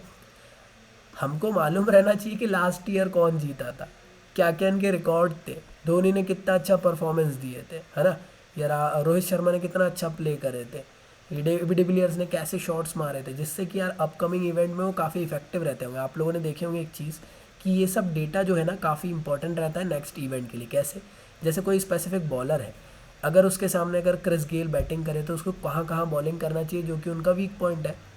इस तरीके से सुने होंगे आप लोगों ने चीज़ें कि काफ़ी इंपॉर्टेंट है ये सब चीज़ें, इनके तरीके के रिकॉर्ड्स। क्लियर है। इसी तरीके से देखो जितने भी ऑफिशियल्स वगैरह आए उन सबको पेमेंट वगैरह देना भी ज़रूरी है। और जो कंसर्न पर्सन है, ऐसा थोड़ी ना है कि इवेंट ख़त्म होने के बाद बोले अरे सर जी बहुत बहुत शुक्रिया, आपका बहुत अच्छा लगा काम करके, खाना खा के जाइएगा, जब तक के लिए गुड बाय। ऐसा वाला काम नहीं भाई, उनने काम करे मेहनत करे तो उन ऑफिशियल्स और डिफरेंट कंसर्न पर्सन को आप लोग को पेमेंट अलॉट करना ज़रूरी है। क्लियर है, वरना अगली बार से आएंगे कि वो आपके यहाँ खेलने मतलब काम करने। इसी तरीके से to prepare the report related to the expenditure of the sports. समझे ये चीज़ कि मतलब कितना खर्चा हुआ, हमारा एक्चुअल जो बजट था लेट्स से 10 मिलियन था या बिलियन था, तो उसमें से हमने कितना खर्च करे, पता चल रहा 13 बिलियन कर दिए, 3 बिलियन का हम लोगों ने एक्स्ट्रा खर्चा कर दिया। इस तरीके से बिलियन तो कुछ ज़्यादा ही हो गया, होता भी होगा यार, ऐसा नहीं है। To present the mementos to the, मतलब देखो उनका सम्मान करना, आदर करना, ये भैया गेस्ट ऑफ ऑनर है ना जो आए उनको भी ज़रा सम्मानित किया जाए थोड़ा बहुत, ये सब चीज़ें रहती है ना। देखते होंगे आप लोग कि कई बार आप लोगों ने ओलंपिक में देखे होंगे, जहाँ पे ओलंपिक ऑर्गेनाइज होता है तो वहाँ के जो मतलब प्राइम मिनिस्टर हो गए या प्रेसिडेंट हो गए, वो लोग आते हैं गेस्ट ऑफ ऑनर बन के, तो उन सब का भी मतलब मान सम्मान रखना ज़रूरी है, ये सभी चीज़ें। इसी तरीके से बड़े आगे की तरफ, हाँ जी हाँ, अब आते हैं हम लोग नेक्स्ट, वो है काफ़ी इंपॉर्टेंट, वो है टूर्नामेंट्स क्या होते हैं, कितने टाइप के होते हैं। काफ़ी लोग को ना काफ़ी कन्फ्यूजन रहता है टूर्नामेंट क्या है। कई लोग को लगता है टूर्नामेंट मतलब कि स्पोर्ट्स। आप लोग गलत कह रहे हो कि स्पोर्ट्स नहीं होता टूर्नामेंट। टूर्नामेंट मतलब होता है कि सीरीज ऑफ स्पोर्ट्स, समझे, जिसमें आप लोग डिफरेंट डिफरेंट स्पोर्ट्स इवेंट देखने वाले हैं। दैट मीन्स कि देखो ऐसा नहीं है जैसे लगभग 11-12 टीम्स है। अगर इन लोग को साथ में खेलना है एक दूसरे के, तो आप लोग को टूर्नामेंट ऑर्गेनाइज करना पड़ेगा। टूर्नामेंट क्या है? It is that series of sports in which one team finally wins and rest of the team loses the match. समझ में आया? मतलब एक टूर्नामेंट क्या है? टूर्नामेंट एक सीरीज ऑफ स्पोर्ट्स है जिसमें कि एक टीम जीतती है तो एक टीम फाइनली हार भी जाती है वो मैच में। अब देखो यार, टूर्नामेंट भी काफ़ी इंपॉर्टेंट चीज़ है। एक और चीज़ कि बिना ऑर्गेनाइज किए या बिना एक अच्छा प्लान बनाए आप लोग टूर्नामेंट ऑर्गेनाइज नहीं कर सकते, है ना। पहले आप लोग को टूर्नामेंट ऑर्गेनाइज करना ज़रूरी है। बिना टूर्नामेंट ऑर्गेनाइज किए, सॉरी, बिना अच्छा प्लान किए आप लोग टूर्नामेंट ऑर्गेनाइज नहीं कर सकते हो। लिए ऐसा नहीं है कि भाई आप लोगों ने कहा कि यहाँ पे आना रमेश टूर्नामेंट्स फॉर क्रिकेट, और 2 दिन नहीं चला वो रमेश टूर्नामेंट। क्यों? क्योंकि पहले से प्लान ही नहीं था। मतलब लो मेंबर में ही झगड़े हो रहे हैं। याला बोल रहा है आदमी की, बोले मैं तो रेफरी बनूंगा, दूसरा बोलता है कि नहीं मैं भी बनूंगा। ऐसा नहीं होता। इसी तरीके से नेक्स्ट है आप लोग का tournament organised at various level, like zone level, district level, national level, international level. तो हर लेवल पे टूर्नामेंट को ऑर्गेनाइज किया जा सकता है। क्लियर है? इस तरीके से कुछ एग्जाम्पल देखें हम लोग टूर्नामेंट के, तो वो क्या क्या है? ओलंपिक गेम्स हो गए, वर्ल्ड कप हो गया। आप लोग से रिक्वेस्ट है कि आप लोग कमेंट बॉक्स में बताना और कौन कौन से टूर्नामेंट वर्ल्ड वाइड होते हैं। ठीक है, कमेंट बॉक्स में सभी लोग बताएंगे। चलिए बढ़ते हैं आगे की तरफ। अब टूर्नामेंट इतने इंपॉर्टेंट क्यों है? क्यों ना हम लोग बिना टूर्नामेंट करे ही एक दूसरे के बीच में मैच करवा दें। है ना। देखो टूर्नामेंट क्या है, इंपॉर्टेंस देखते हैं। सबसे पहला इंपॉर्टेंस है to develop the sports skill. अब देखो अगर टूर्नामेंट के, देखो कई लोग ऐसा सोचते होंगे ना कि यार मैं तो आज प्रैक्टिस ही करूँगा, बस मैं 2 साल प्रैक्टिस करूँगा डायरेक्ट इंटरनेशनल खेलने चल जाऊँ। ऐसा नहीं होता। आप लोग को पहले ना छोटे मोटे टूर्नामेंट खेलना पड़ेगा, फिर धीरे धीरे बड़े बड़े टूर्नामेंट से होता है क्या है, एक किस्म समझो जैसे आप लोग का एग्ज़ाम से पहले क्या होता है, प्री बोर्ड होता है। प्री बोर्ड में आप लोग का क्या होता है, एक्चुअल आप लोग को परफॉर्मेंस पता चल जाता है आप कि यार आप लोग किस तरीके से आप परफॉर्मेंस कर रहे हो। क्या आप बोर्ड्स में अच्छा परफॉर्मेंस करोगे कि नहीं, ये आप लोग को पता चल जाएगा।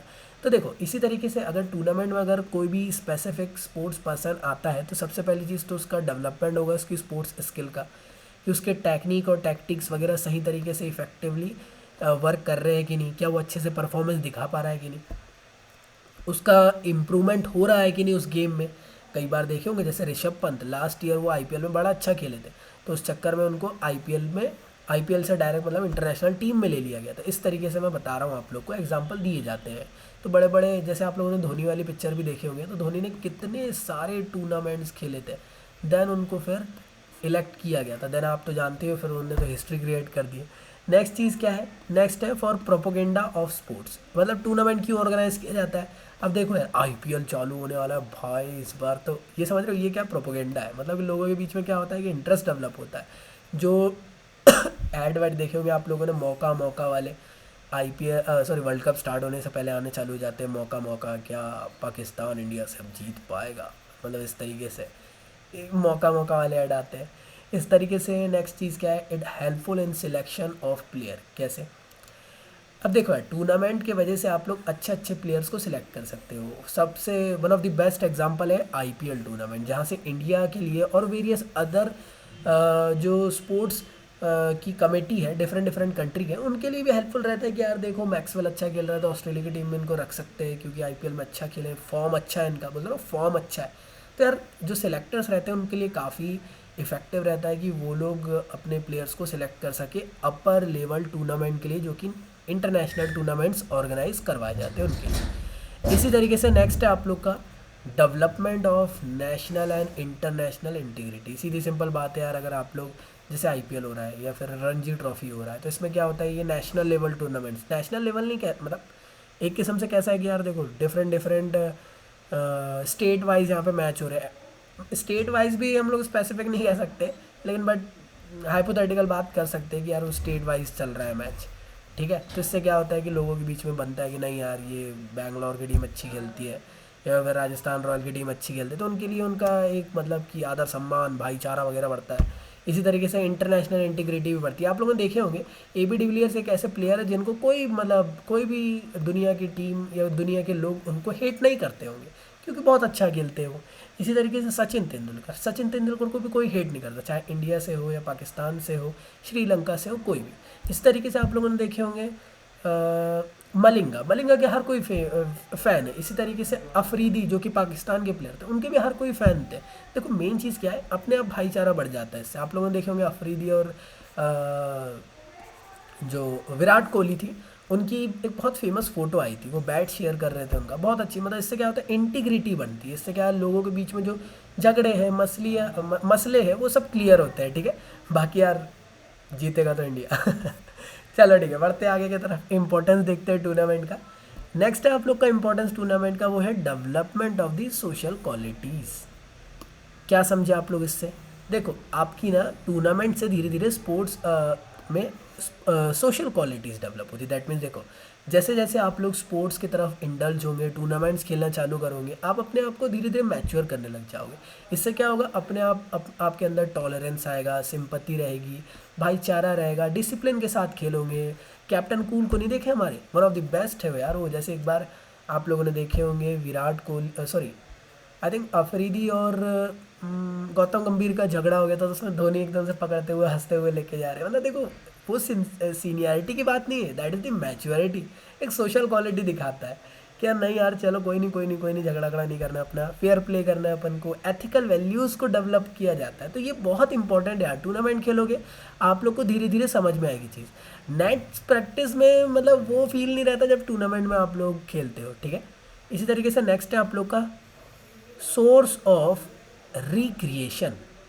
ठीक है, दैट मीन्स यार देखो, इट प्रोवाइड, देखो क्रिएट स्पेक्टेटर्स को एक क्या देता है कि भाई भाई इस तरीके का हो रहा है प्रोग्राम, है ना, ये हो रहा है ऑर्गेनाइज। अब देखो अगर बहुत सारे लोग अगर किसी भी स्पोर्ट्स टूर्नामेंट की तरफ दिखाएंगे कि यार बहुत मज़ा आने वाला है, देखना ज़रूर है इसको, तो बड़े बड़े जो स्पॉन्सर्स है वो सब टूर्नामेंट की तरफ आ सकते हैं, जैसे वीवो, ओप्पो आप लोगों ने देखे होंगे। तो इससे क्या होता है कि लार्ज एक्सपेंडिचर भी खर्च करने के लिए कोई इशू नहीं है, कोई डरते नहीं है ऑर्गेनाइजर फिर, नहीं यार लोग आने वाले, अपन तो खर्च करेंगे और इवेंट बहुत अच्छा रहेगा, पूरा स्पोर्ट्स टूर्नामेंट बहुत अच्छा जाने वाला है। तो इस तरीके से मतलब ये सोर्स ऑफ क्रिएशन है। मेरे ख्याल से यहाँ तक क्लियर हो गया होगा आप लोग को, है ना। और चलिए बढ़ते हैं आगे की तरफ। तो चलिए अब देखिए, काफ़ी इंपॉर्टेंट है, that is the type of tournaments. कितने टाइप के टूर्नामेंट होते हैं इनको एक बार देख लिया जाए, क्लियर है। तो सबसे पहला जो टूर्नामेंट है that is the knockout tournament. Knockout tournament क्या होता है भाई, कोई बताएगा? अभी देखेंगे इसको। फिर होता है, देखो एक्चुअल मैंने थोड़ा सा, हाँ जी ठीक है ठीक है। नेक्स्ट होता है लीग टूर्नामेंट। लीग को हम लोग कई बार राउंड रॉबिन टूर्नामेंट भी कहते हैं, तो कई बार एमसीक्यू वगैरह आ गया तो इसको भूलना नहीं है कि लीग को हम लोग राउंड रॉबिन टूर्नामेंट से भी जाना जाता है, क्लियर। इसी तरीके से हमारा आई थिंक ये काउंटिंग यहाँ थोड़ा सा इशू हो गया है, मैं इसको, आप लोग यार थोड़ा बहुत मैनेज कर लेना ना। ये फर्स्ट है, ये सेकंड है, ये थर्ड है, then that is the fourth. Next है आप लोग का कॉम्बिनेशन टूर्नामेंट, फिर है चैलेंज टूर्नामेंट। चलिए इन सबको एक एक करके देखते हैं और अच्छे से समझते हैं। सबसे पहले आखिर ये नॉकआउट टूर्नामेंट क्या होता है। नॉकआउट टूर्नामेंट मतलब कि वो करो या मरो, है ना, डू और डाई मैच। जिसमें क्या होता है कि अगर जैसे लेट से दो टीम खेल रही है, देखो ध्यान दो यहाँ पे सबके सब, कि लेट से दो टीम खेल रही, कौन कौन सी, लेट से ए टीम खेल रही है और बी टीम खेल रही है। अब ए और बी के बीच में मैच होगा, लेट से यहाँ से ए टीम जीत गई, तो सीधी सिंपल बात है, जो बी टीम है वो अपने आप एलिमिनेट हो जाएगी इस राउंड से। क्लियर हुआ कि एक बार अगर हारी तो वो एलिमिनेट हो जाएगी उस पूरे के पूरे स्पेसिफिक टूर्नामेंट से। फिर ये ए टीम जो है, लेट से यहाँ सी डी रही होगी, तो सी वाली टीम ए के साथ मैच खेली होंगी और यहाँ से ए जीत गई तो सी एलिमिनेट हो गई और ए फाइनल में पहुँच गई, इस तरीके से। क्लियर है। तो यहाँ पे आप लोग को एक विनर मिलेगा जो कि कंटिन्यू करेगा टूर्नामेंट को, और जो बाकी लूज़र है वो सीधे घर जाएंगे। उसके अलावा उनके पास कोई चांस नहीं होता है, क्लियर है। नेक्स्ट होता है आप लोग का लीग टूर्नामेंट। क्या होता है, तो लीग टूर्नामेंट क्या है, एक किस्म समझने की कोशिश करो। लीग टूर्नामेंट आप लोगों ने देखी हो, कैसे आईपीएल वगैरह हो गया, वर्ल्ड कप हो गया, इन सब में होता है किस तरीके से कि अगर एक टीम हार भी जाए तो उसके बाद दूसरा मौका है कि वो अपने आप को सर्वाइव करके आगे टूर्नामेंट में बने रह सकते हैं। मतलब उनको एक से ज़्यादा भी मौके मिलते हैं। देखो अगर आप लोग को एक मौका मिल रहा है, मतलब देखो अगर आपको एक चांस ज़्यादा प्रोवाइड हो रहा है तो that is called as single league tournament. अगर आपको 2 चांसेस मिल रहे हैं, अगर आप हार भी गए उसके बावजूद भी, तो that is the double league tournament. Clear हुआ? इसी तरीके से अगर आप लोग देखो यहाँ पे यार, ज़रूरी नहीं है कि जो पहला मैच जीता है ज़रूरी है कि वही टूर्नामेंट जीतेगा। क्या मालूम हो कि दूसरा मैच में हार गया, अगली सीरीज़ में उसका अच्छा ही नहीं चल रहा है, ऐसा भी हो सकता है। तो जो अच्छा खेलेगा पूरी सीरीज़ में वही विनर कहलाता है लीग टूर्नामेंट में। क्लियर है? इसी तरीके से अगर आप लोग देखो तो राउंड रॉबिन टूर्नामेंट भी इसको कहते हैं, या फिर इसको बर्जर सिस्टम भी कहते हैं। क्लियर है? ये आप लोग से मेरी रिक्वेस्ट है, आप लोग मुझे बताएंगे ये जो यहाँ पे आप लोग को दिख रहा है ये पैटर्न, ये कौन सा मेथड है लीग टूर्नामेंट का, ये आप लोग को मुझे बताना है। क्लियर है? कमेंट बॉक्स में। इसी तरीके से देखो देखो ये बेस्ट टाइप है टूर्नामेंट का, क्योंकि देखो नॉकआउट टूर्नामेंट में क्या होता है, कई बार जो अच्छी टीम है वो लोग है ना बेफालतू ही हार जाते हैं। अब कई बार बोलते हैं ना दिन अच्छा होना चाहिए। अब ज़रूर जैसे आप लोगों ने देखे होंगे इस बार आईपीएल में क्या हुआ, सीएसके उतना अच्छा नहीं खेल पाया है ना, सीएसके उतना अच्छा नहीं खेल पाए। लेकिन सीएसके अब ब्लेम नहीं कर सकती कि यार हमें तो सिर्फ एक ही मौका मिला था, हम तो हर साल टॉप 4 के अंदर आते थे। इस पूरे लीग टूर्नामेंट में उनका परफॉर्मेंस अच्छा नहीं रहा, इसलिए तो पॉइंट टेबल में वो लोग नीचे थे, इसलिए वो लोग क्वालिफाई नहीं कर पाए। तो उनके पास एक रीज़न नहीं रहेगा अब, क्यों? क्योंकि लीग में उनको बार बार मौके मिले, लेकिन बार बार में भी वो अच्छे से नहीं खेल पाए, इसलिए वो टूर्नामेंट बाहर हो गए थे फिर। क्लियर हुआ? तो लीग टूर्नामेंट में कई बार क्या होता है यार, गलती से ना हार जाती है टीमें। क्या होता है, अच्छा खेलने के चक्कर में कई बार आप लोगों ने देखे होंगे इंडिया वर्सेस अफगानिस्तान का मैच हुआ था, उसमें याद करना आप लोग कि अफगानिस्तान ने ड्रॉ करवा दी थी। अगर सोचो वही अगर नॉकआउट टूर्नामेंट रहता और गलती से 1 आध रन बन जाते तो अफगानिस्तान से इंडिया हार जाते, मतलब कितनी बुरी बात हो जाती है। तो इससे क्या होता है कि लीग टूर्नामेंट में ना एक सही अपॉर्चुनिटी मिलती है कि सही वे में मतलब कि टूर्नामेंट ऑर्गेनाइज होता है। अब नॉकआउट में क्या होता है, कई बार अच्छी अच्छी टीम भी हार जाती है, ठीक है, जो हम लोगों ने सोचे नहीं थे, और इससे ना फिर क्या होता है टूर्नामेंट में इम्पैक्ट पड़ता है, लोगों का इंटरेस्ट नहीं रहता है। भाई कौन देखना चाहेगा नेपाल वर्सेस आयरलैंड का मैच फाइनल का? कोई नहीं देखेगा। भाई मैं ऐसा हर्ट नहीं कर रहा हूँ नेपाल और आयरलैंड के सिटीज़न को, मैं बता रहा हूँ। ठीक है? इसी तरीके से बढ़ते आगे की तरफ, कॉम्बिनेशन ऑफ टूर्नामेंट्स। ठीक है? अब देखो कॉम्बिनेशन टूर्नामेंट क्या है, जो कि थर्ड टाइप। जो फर्स्ट 2 टाइप है ना, इनको अगर मतलब घोल तोड़ मोड़ के जोड़ दिया गया। देखो पहले कैसा, नॉकआउट कम नॉकआउट, दूसरा है क्या, लीग कम लीग, थर्ड है नॉकआउट कम लीग, फिर है लीग कम नॉकआउट। चलिए इनको एक एक करके देखते हैं। Hold a second. हाँ जी, तो चलिए एक एक करके इनको देखते हैं। सबसे पहले आप लोग का नॉकआउट कम नॉकआउट। देखो इससे समझने की कोशिश करो। सबसे पहले देखो ये चार्ट देखिए आप लोग। सबसे पहले क्या होगा, डिफरेंट जितने भी टीम्स है ना, जितने भी टीम्स हैं उन सब के बीच में पहले क्या होगा, पहले तो जोन क्रिएट कर दिए जाएंगे। आप लोगों ने देखे होंगे ग्रुप क्रिएट कर देते हैं कि ये ग्रुप है वो ग्रुप है, फिर ग्रुप के बीच में मैचेस होते हैं, है ना। फिर ग्रुप के बीच में जैसे देखो फर्स्ट का सेकंड के साथ मैच हो रहा है, फिर यहाँ पे फर्स्ट का थर्ड के साथ, फर्स्ट का फोर्थ के साथ, सेकंड थर्ड, सेकंड फोर्थ, सबको एक बढ़िया वे में अपॉर्चुनिटी मिली। देन उसके बाद यहाँ से विनर निकल गया। आई होप ये थोड़ा सा गलत हो गया है, क्योंकि ये ना मेरे ख्याल से गलत हो गया है ये, क्योंकि ये होना था किसका, knockout, sorry league cum knockout का होना था। मतलब ये, रुको एक सेकंड, आई होप यहाँ पे दिया नहीं है क्या, होल्ड अ सेकंड मैं चेक कर लेता हूँ। अगर नहीं दिया तो मैं अलग से आप लोग को समझा देता हूँ, ठीक है। हाँ मेरे ख्याल से ना इसमें मैंने डाल नहीं पाया शायद। तो सिंपली क्या होता है, ये वाला चार्ट है ना इसका गलत है, ठीक है। नॉकआउट कम लीग में क्या होगा, अगर आप लोग ध्यान दो, होल्ड अ सेकंड यार, अगर न्यू पेज आ जाए तो मज़ा आ जाए, देख लेते एक सेकंड। अब मैं भी नया हूँ यार, थोड़ा सा इशू हो रहा है मुझे भी। चलो समझने की कोशिश करते थोड़ा सा ऐसे ही कि नॉकआउट कम लीग क्या है। जैसे कि आप लोगों ने 4 जोन बना दिया ना, zone A, B, C, D, और सभी जोन के बीच में, जोन के अंदर लगभग 4 टीम है, ठीक है ना, 4 टीम्स ईच जोन के अंदर है, और उन सब के बीच में नॉकआउट मैच हो रहा है, ठीक है। और उन सब के जो हर जोन के जो विनर्स हैं, देखो हर जोन के विनर कैसे निकलेंगे, जोन ए का विनर, जोन बी का विनर, जोन सी का विनर और जोन डी का विनर, इन सब के विनर्स निकलेंगे, और इन सब के बीच में फिर नॉकआउट मैच होगा। क्लियर है? That is the knockout come knockout. Knockout का देखो इसमें समझने की कोशिश करो, इससे पहले आपको जो वर्ड दिया, मतलब पहले जोन वाली टीम ये खेलेगी, जोन के जो विनर्स रहेंगे फिर वो उनके बीच में जो फिनाले होगा वो फिर नॉकआउट होगा। क्लियर है। इसी तरीके से नेक्स्ट है आप लोग का league cum league. League cum league में क्या होता है, पहले टीम्स के बीच में, चारों जोन के बीच में, जोन ए बी सी और डी, चारों जोन के बीच में क्या होगा, लीग मैचेस होंगे, है ना। इन चारों के अंदर जो टीम्स हैं उन सब के बीच में लीग मैचेस होंगे। इन सब के जो विनर्स रहेंगे, टीम ए का विनर, बी का विनर, सी का विनर, डी का विनर, फिर इनके बीच में भी फिर लीग मैच होके फाइनल विनर निकलेगा। क्लियर है। थर्ड इस तरीके से अगर मैं देखूँ तो थर्ड है आप लोग का क्या, that is the knockout come league. Knockout come league in the sense, पहले क्या होगा, टीम्स मतलब जोन्स के बीच में, जोन के अंदर देखो, हर जोन के अंदर, ए जोन के अंदर 4 टीम है, बी जोन के अंदर 4 टीम है, सी जोन के अंदर 4 है और डी के अंदर भी है। इन सब के बीच में पहले क्या होगा, इन सब के अंदर पहले क्या होगा, इन सब के अंदर पहले नॉकआउट मैचेस होंगे। ठीक है। फिर इन सब के जो विनर्स निकलेंगे ना, जैसे ए का, बी का, सी का, डी का, इन सब के जो विनर्स रहेंगे इनके बीच में फिर फाइनल मतलब फिनाले में लीग मैचेस होंगे। तो ये उतना अच्छा मेरे को नहीं लगा कॉम्बिनेशन, लेकिन सबसे बेस्ट ना एग्जांपल ये होता है, कौन सा, लीग कम नॉकआउट। आप लोग को ना ये वर्ल्ड कप वगैरह में भी देखने मिलता है। दैट मीन्स पहले ना 4 जोनों के बीच में, क्रिकेट में ज़्यादा जोन नहीं बनते, आप लोगों ने देखे होंगे 2 ही जोन रहते हैं, है ना। तो जैसे ये सब जोन्स कहाँ बनते होंगे ज़्यादा, जैसे फुटबॉल वगैरह हो गया, फीफा वर्ल्ड कप वगैरह, उन सब में बनते होंगे क्योंकि टीम्स वगैरह ज़्यादा रहती है। ठीक है। तो 4 जोन बने, 4 जोन के अंदर डिफरेंट डिफरेंट टीम्स हैं, उन सब के बीच में पहले क्या हुआ, लीग मैचेस हुआ, उन सब के बीच में लीग मैचेस हुआ।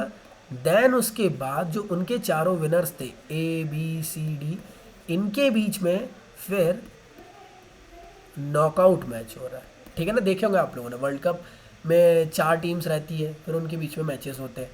इस तरीके से यहाँ पे चीज़ें रहती हैं। तो मेरे ख्याल से आप लोग को समझ में आ गया होगा, काफ़ी हेल्पफुल रहा होगा आप लोग के लिए। इसी तरीके से अब आते हैं हम लोग जो काफ़ी इंपॉर्टेंट टॉपिक है हमारा, दैट इज़ द फिक्सचर। लेकिन मैं सोच रहा हूँ कि फिक्सचर्स हम लोग हो सके तो एक स्पेसिफिक वीडियो में समझेंगे, क्योंकि फिक्सचर को समझने के लिए थोड़ा सा हट के हो, तो इसी का सेकंड पार्ट रहेगा। आप लोग ऐसे समझ सकते हो, वन शॉट का नहीं कह सकते। एक काम करूँगा मैं, how to draw the fixtures for league as well as knockout tournament, इस तरीके का वन शॉट नाम का एक वीडियो बना के आप लोग के लिए डाल दूंगा, जो कि आप लोग के लिए काफ़ी हेल्पफुल रहेगा आप लोग की प्रिपरेशन के लिए। ठीक है। तो फिक्सचर्स कितने टाइप के होते हैं पहले इसको देख लेते हैं हम लोग। फिक्सचर्स होते हैं देखो डिफरेंट डिफरेंट टाइप के। नॉकआउट के लिए पहले होते हैं 22 और सीडिंग के बेसिस पे। ठीक है। लीग के अंदर होते हैं साइकिलिंग एंड स्टेयर केसेस के बेसिस पे। ठीक है ना। इसके अंदर टेबुलर भी आता है, बट वो आप लोग के कोर्स में नहीं है, बस आप लोग को ऐसा पूछे कभी कि कितने टाइप के होते हैं, 3 टाइप के होते बोल सकते हो आप लोग। ठीक है। लीग के अंदर लीग टू नॉकआउट टूर्नामेंट हम लोगों ने जान चुके हैं कि क्या होता है ना। चलिए बाइज, स्पेशल सीडिंग, ये सभी चीज़ें हम लोग देख लेते हैं। मैं आप लोग को एक काम करूँगा, एक काम करेंगे नहीं तो फिक्सचर समझ लेके अभी ज़्यादा बेटर रहेगा। अगर आप लोग कहो तो अभी फिक्सचर्स देख लेते हैं क्या होते हैं फिक्सचर्स, है ना। तो चलिए देख ही लेते हैं, ध्यान दे देते हैं। फिक्सचर्स क्या होते हैं, फिक्सचर्स मतलब कि यार एक टीम टेबल को तैयार करना कि कौन कितने मैचेस खेलने वाला है ना, कौन कितने मैचेस खेलेगा, कितने देर खेलेगा, किसके साथ खेलेगा, कब खेलेगा, क्यों खेलेगा पूरा एक चार्ट बता देना कि इस तारीख इनका मैचेस है। क्लियर है। अब देखो ये 2 टाइप के बेसिस में हो सकते हैं। एक हो सकता है नॉकआउट का, है ना, एक होता है साइक्लिक का। नॉकआउट का अंदर क्या है कि वो एक करो या मरो वाला, अगर खेले तो जीत गए, नहीं तो बाहर हो गए। लेकिन इसमें भी काफ़ी सारी स्पेशल चीज़ें रहती, जैसे कि पहला होता है बाय, फिर होता है सीडिंग। इसी तरीके से लीग के अंदर क्या, आप लोग को डिफरेंट डिफरेंट चांसेस मिलते हैं। इसमें क्या होता है, पहला साइक्लिक, फिर होता है स्टेयर केस। यहाँ तक क्लियर है सभी लोग को? Very good. चलो बढ़ते हैं आगे की तरफ। तो जैसे आप सभी लोग जानते हैं नॉकआउट टूर्नामेंट क्या है, तो नॉकआउट टूर्नामेंट मतलब कि अगर आप लोगों ने अच्छे से खेले तो ठीक है, नहीं तो आप हार गए। That is this single elimination और that is called as sudden death tournament as well as. क्लियर है। दैट मीन्स यहाँ पे अगर आप लोग जीते तो आप आगे, अदरवाइज आप लूजर कहलाओगे। क्लियर है। इसके अंदर आप लोग को सीडिंग दी जाती है, बाइज दिए जाते हैं, स्पेशल सीडिंग्स दी जाती है। इन सबको देखेंगे। आगे बढ़ने से पहले हम लोग एक बार नॉकआउट के फिक्सचर्स को ड्रॉ करना देख लेते हैं, जो कि काफ़ी इंपॉर्टेंट है। ठीक है। चलिए तो सबसे पहले सीखते हैं कि किस तरीके से हम लोग फिक्सचर्स को ड्रॉ करते हैं। देखो अब ये ना 2 केसेस के हिसाब से ड्रॉ होते हैं। अगर आप लोग का नॉकआउट केस रहा, लेकिन देखो कई बार हो सकता है ना कि आपकी टीम्स 11 टीम आ गई, कई के पास हो सकता है कि 10 टीम्स आ गई, तो इन लोग के लिए फिक्सचर्स कैसे बनेंगे। तो याद रखना नॉकआउट के अंदर 2 केसेस रहेंगे आप लोग के, कि अगर टीम्स इवन है तब किस तरीके से फिक्सचर्स ड्रॉ करना है, और अगर टीम्स आप लोग की ऑड है तब किस तरीके से फिक्सचर्स आप लोग को ड्रॉ करना है। क्लियर है। आप लोग को कुछ ये स्टेप्स है, इनको आप लोग को अपने दिमाग में बैठा के रखना है, जो कि काफ़ी इंपॉर्टेंट है। और आप लोग की प्रिपरेशन के लिए यार ज़रूरी भी है, ठीक है। इसको समझते हैं हम लोग, एक सेकेंड। चलिए ठीक है, मेरे पास समय है अभी, देखते हैं। चलिए ठीक है, तो देखो सबसे पहले आप लोग को क्या लिखना रहता है। First of all you have to write the number of teams. कितनी नंबर ऑफ टीम्स है, दैट इज़ दी एन की वैल्यू आप लोग को बताना है कि एन की वैल्यू क्या है। क्लियर है। फिर उसके आप लोग को बताना है कि numbers of team upper half में कितने हैं। ये अपर हाफ क्या होता है अभी देखेंगे हम लोग। फिर उसके बाद होता है number of teams lower half में कितने हैं, ये हम लोग देखते हैं। ठीक है, इसका फॉर्मूला याद रखना पड़ेगा, n/2 n/2। इवन के लिए n/2 n/2 है। क्लियर है। इसी तरीके से अगर बाय निकालना है, बाय क्या है, बाय समझने की कोशिश करो। बाय से एक स्पेशल प्रिविलेज है कि अगर लास्ट टाइम कोई टीम ने अच्छा खेली तो उसको आप लोग एक चांस दे दो कि वो नेक्स्ट टूर्नामेंट में खेले। क्लियर है। सॉरी, नेक्स्ट टूर्नामेंट ज़्यादा ही हो गया, नेक्स्ट राउंड में खेले। क्लियर है। उसका फॉर्मूला होता है 2⁻n माइनस कैपिटल एन। ठीक है, capital N is the number of team. अब ये 2⁻n क्या चीज़ है, तो ये है हमारी नेक्स्ट हाईएस्ट पावर ऑफ। जैसे देखो, समझने की कोशिश करो इसको। एक काम करेंगे हम लोग, ज़्यादा बेटर रहेगा एग्जाम्पल के थ्रू समझे। पहले आप लोग को स्टेप समझा देता हूँ सभी चीज़ें। नेक्स्ट हाईएस्ट पावर मतलब कि जैसे लेट से 6 टीम्स प्ले कर रही है, 6 टीम्स प्ले कर रही है। अब आप 2 की पावर चेक करो, 2 की नेक्स्ट हाईएस्ट पावर देखो। 2 की पावर कैसी हो सकती है, 2 4 8 16। अब आप चेक करो कि ये 6 जो है कहाँ लाई कर रहा है। 2 की पावर 2, 2 की पावर 3, 2 की पावर 4 और ये क्या है 2 की पावर 1। तो 2 की कौन सी नेक्स्ट हाईएस्ट पावर के पास लाई कर रहा है, नंबर ऑफ टीम्स। देखो 4 और 8 के बीच में। तो नेक्स्ट हाईएस्ट पावर आप लोग को लेना है 2 की पावर n। दैट मीन्स आप लोग क्या लोगे, 2 की पावर 3। इसकी वैल्यू क्या आएगी 8। तो यहाँ क्या होगा, यहाँ हो जाएगा 2 की पावर n की वैल्यू 8, n की वैल्यू कितनी थी 6। तो यहाँ से आप लोग का सॉल्व हो जाएगा, है ना, मतलब 2 आ जाएगा आप लोग को। मेरे ख्याल से ये चीज़ समझ में आई आप लोग को। इसी तरीके से आगे बढ़ते हैं, देखते हैं ऑड का केस। ऑड में आप लोग क्या क्या करते हो। ऑड नंबर ऑफ टीम्स अगर आपके लिए ऑड रही तब क्या होता है, तो टोटल नंबर ऑफ टीम्स आपकी कितनी है पहले आप लोग को बताना है। That is the number of teams कितनी है टोटल। ऑड का कंडीशन याद रखना अलग है थोड़ा सा, यहाँ पे ना थोड़े फॉर्मूले चेंजेस है, बाकी सब कुछ सेम है। टोटल मैचेस कितने होने वाले उसके बीच का जो फॉर्मूला है दैट इज़ n-1। टीम्स कितनी है अपर हाफ में, उसके लिए एक फार्मूला आप लोग के लिए अलग से मतलब दिया गया है, डिस्क्राइब किया गया है। इसी तरीके से टीम्स कितनी है लोअर हाफ में, उसके लिए अलग से बताया गया, दैट इज़ n-1/2। इसके बाद टोटल नंबर ऑफ बाइस कितने दिए गए हैं, उसके लिए अलग से 2 की power n minus capital N। इसी तरीके से नेक्स्ट हाईएस्ट पावर 2 की पावर n की, ठीक है ना, यहाँ पे सही कर लेना, दैट इज़ द 2 की पावर n, 2 की पावर n। क्लियर हुआ। इसी तरीके से नेक्स्ट है आप लोग का नंबर ऑफ बाइस अपर हाफ में कितने थे, दैट इज NB-1/2। NB क्या, नंबर ऑफ बाइस, ठीक है ना। NB मतलब है नंबर ऑफ बाइस। क्लियर है, -1/2। नंबर ऑफ बाइस लोअर हाफ में कितने हैं, NB + 1/2। और टोटल नंबर ऑफ राउंड्स कितने, ये निकालना बड़ा आसान है, आपको समझा दूंगा अभी। ठीक है, तो चलिए इसको समझ लें एक एग्जाम्पल के थ्रू। चलिए एक काम करते हैं, सबसे पहले हम लोग है ना इवन का केस बनाते हैं। ठीक है, सबसे पहले हम लोग इवन का केस बना लेते हैं, फटाक से बनाना सीख लेते हैं कि किस तरीके से हम लोग इसको ड्रॉ कर सकते हैं। तो देखो ये आप लोग का रहा, लेट से हम लोग देखते हैं कौन से केस के लिए। लेट से हम लोग चेक कर रहे हैं कितने टीम्स के लिए, 10 टीम्स के लिए। ठीक है, 10 टीम्स है हमारी, टोटल नंबर ऑफ 10 टीम्स। अब देखो अपर हाफ में कितनी टीम रहेगी, तो 10/2 दैट इज़ 5। लोअर हाफ में कितनी रहेगी, वो भी 5। क्लियर है। अब देखो 2 की पावर n-1 कितने बाइस रहेंगे वो चेक कर लेते हैं। बाइस कैसे देखेंगे, 2 की पावर n, 2 की पावर n पहले तो ये देखो 2 की नेक्स्ट हाईएस्ट पावर क्या है, पहले वो चेक कर लिया जाए। ठीक है, 2 की पावर 1, 2 की पावर 2, 2 की पावर 4, 2 की पावर 5, है ना, इस तरीके 3 देन 5 4, दैट मीन्स 2 4 8 16। क्लियर हुआ। अब यहाँ पे चेक करो 2 की पावर n हम लोग कैसे डिसाइड करते हैं, तो वो कैसे चेक करते हैं, नंबर ऑफ टीम्स के हिसाब से। नंबर ऑफ टीम कितनी है हमारी, दैट इज़ द 10। तो 10 के आगे नेक्स्ट हाईएस्ट पावर कौन सी, दैट इज़ 16। तो कितना आना चाहिए था 2 की power n, that is the 16। या फिर हम लोग कह सकते हैं 2 की पावर 4 आना था, 2 की पावर 4 माइनस n। 2 की पावर 4 की वैल्यू कितनी, 16, 16 माइनस n, n की वैल्यू कितनी, दैट इज़ 10। यहाँ पे कितना आ जाएगा 6, मतलब कि नंबर ऑफ बाइज आप लोग को कितने मिल रहे हैं, 6 बाइज आप लोग को अलॉट हो रहे हैं। यहाँ तक सब लोग को मेरे ख्याल से समझ में आ गया होगा। चलिए तो एक काम करते हैं, इसके लिए ड्रॉ करते हैं हम लोग फिक्सचर फटाक से और चेक करते हैं कि किस तरीके से हम लोग इसको बनाएंगे। देखो number of team first, second, third, fourth, fifth, sixth, 7, 8, 9, 10। इसी तरीके से देखा जाए, देखो अपर हाफ लोअर हाफ में कितने कटे, 5 टीम्स में है, तो अपर हाफ लोअर हाफ में ना डिस्ट्रीब्यूट हो जाता है कुछ इस तरीके से। क्लियर है। अब इनके बीच में मैचेस कैसे होंगे, पहले तो हम लोग बाइज हम लोग दे देते हैं, है ना। फर्स्ट बाय 6 बाय देना, बाय कैसे दिए जाते हैं, सबसे पहले नीचे वाली टीम को, मतलब ये लोअर हाफ कहलाता है, that is the lower half, और ये कहलाता है अपर हाफ। क्लियर है। तो नंबर ऑफ जो बायज हम लोग देते हैं वो सबसे पहले देते हैं लोअर हाफ की सबसे लास्ट वाली टीम को, फिर उसके बाद हम लोग देते हैं बाय किसको, अपर हाफ की सबसे ऊपर वाली टीम को, तो बाय नंबर सेकंड। फिर उसके बाद बाय देते हैं लोअर हाफ की सबसे पहली टीम को, बाय नंबर 4। फिर उसके बाद देते हैं लोअर हाफ की, सॉरी अपर हाफ की लास्ट वाली टीम को, तो बायज नंबर 5, है ना। फर्स्ट सेकंड ओ 3, थर्ड होना था नहीं, third, then that is the fourth. फिर बाय दिया जाएगा इसको बायज नंबर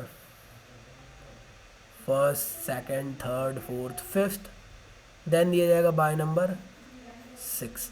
चलिए तो चेक कर लेते फटाक से ड्रॉ करके।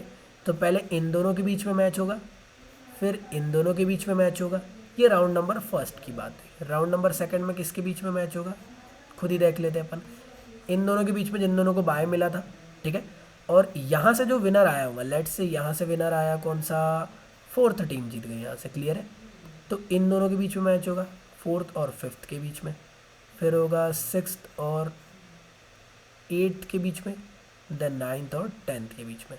फिर अगला राउंड बनेगा राउंड नंबर थर्ड।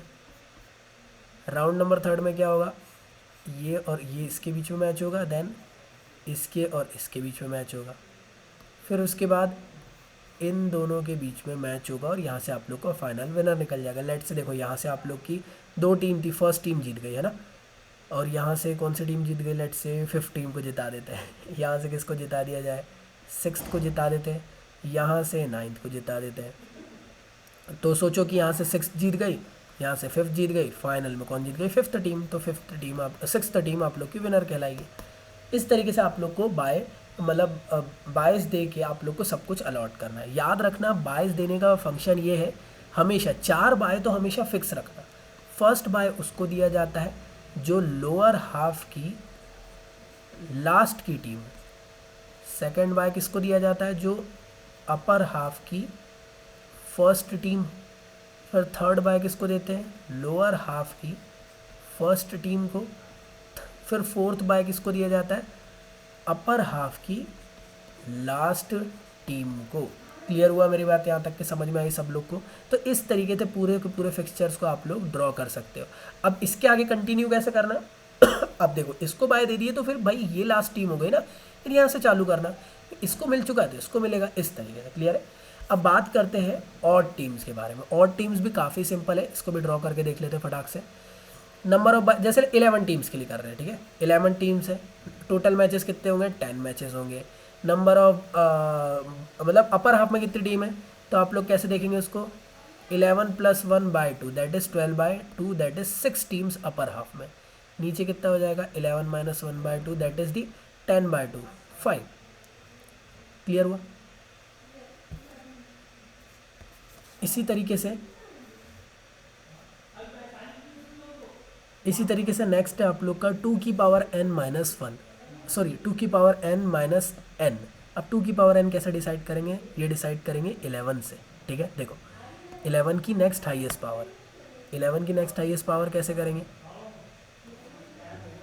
2 की पावर n, है ना। अब देखो 11 है, लाई कहाँ करता है, 2 की पावर 1, 2 की पावर 2, 2 की पावर 3, 2 की पावर 4। कितना होता है ये वैल्यूज़ लिख भी लेते, एक मिनट कन्फ्यूजन क्लियर रहे, कन्फ्यूजन ना हो 2 की पावर 2 2 होता है, फिर 4 होता है, फिर कितना होता है 8 होता है, देन उसके बाद 16 होता है। आप लोग चेक करो ये 11 कहाँ लाई कर रहा है, किसके बीच में, 11 लाई कर रहा है 8 और 16 के बीच में। और 2 की पावर n कैसे लेते हैं, next highest power of two की पावर n, तो क्या लेंगे 16 लेंगे, तो कितना हो जाएगा यहाँ 16 माइनस 11 दैट इज़ 5 बाइज आप लोग को प्रोवाइड करना है। क्लियर है, 5 बाइज आप लोग को देना है। टू की पावर n कितनी हो गई यहाँ पे 16 लिख लो। अब नंबर ऑफ बाइज कितने हैं 5 माइनस 1/2, तो आप लोग को अपर हाफ में कितने बाय देना वो पता चल जाएगा, मतलब कि 4/2 दैट इज़ 2। नीचे कितने 5 plus 1/2 that is 6/2 that is 3 byes. Clear हुआ यहाँ तक के। अब नंबर ऑफ राउंड कैसे निकालते हैं, बहुत सिंपल है। जो हम लोग 2 की पावर n लेते ना, क्या लिए थे हम लोगों ने 2 की पावर n, देखो 2 की पावर n हम लोगों ने 2 की पावर 4 लिए, लेकिन उसकी वैल्यू ये लिए थे। तो 2 की पावर 4 जो पावर में वैल्यू लिखी है ना n की वैल्यू, 2 की पावर n कितना है यहाँ पे 4 है, तो यहाँ पे आप लोग को डायरेक्टली लिख देना है कि नंबर ऑफ राउंड 4 है। अगर 2 की पावर 3 लेते तो नंबर ऑफ राउंड 3 होते, 2 की पावर 2 लेते तो नंबर ऑफ राउंड 2 की पावर 2, 2 की पावर 3 लेते तो 2 होते, 2 की पावर 2 लेते तो 2 होते। क्लियर हुआ यहाँ तक के सब लोग को। चलिए इसके लिए हम लोग एक बार फिक्सचर ड्रॉ करके देख लेते हैं फटाक से। एक सेकंड यार, हमारे पास जगह का जगह के मद्देनज़र हमको इसी को मिटाना पड़ेगा और यहीं बनाना पड़ेगा। मेरे ख्याल से आप लोग को क्लियर हो रहा होगा, इतना कन्फ्यूजन तो नहीं होगा जितना आप लोग सोच रहे हो। होल्ड अ सेकेंड, मैं आप लोग के लिए क्लियर करके समझाता हूँ। चलिए ध्यान दीजिए यहाँ पे सबके सब। देखो नंबर ऑफ राउंड्स वगैरह तो सब कुछ समझ में आ गया होगा। अब एक बार ध्यान देते हैं कि टीम्स कितनी होगी। टीम कितनी है 1 2 3 4 5 6 7 8 9 10 11 टीम्स हो गई। अपर हाफ में कितनी टीम्स बोला 6 टीम, तो उसके बाद इस तरीके से लाइन काट दो। क्लियर है। अब देखो सीधी सिंपल बात, बहुत सिंपल है। पहले बाय दे दो। बाय का किसको देंगे पहले, ये है लोअर हाफ, ये कौन है अपर हाफ, ये है टीम्स। ठीक है, that is round 1, round 2, round 3, round 4। ये मेरे को कैसे पता चला, अभी तो निकाले थे हम लोगों ने 4 राउंड्स होते हैं।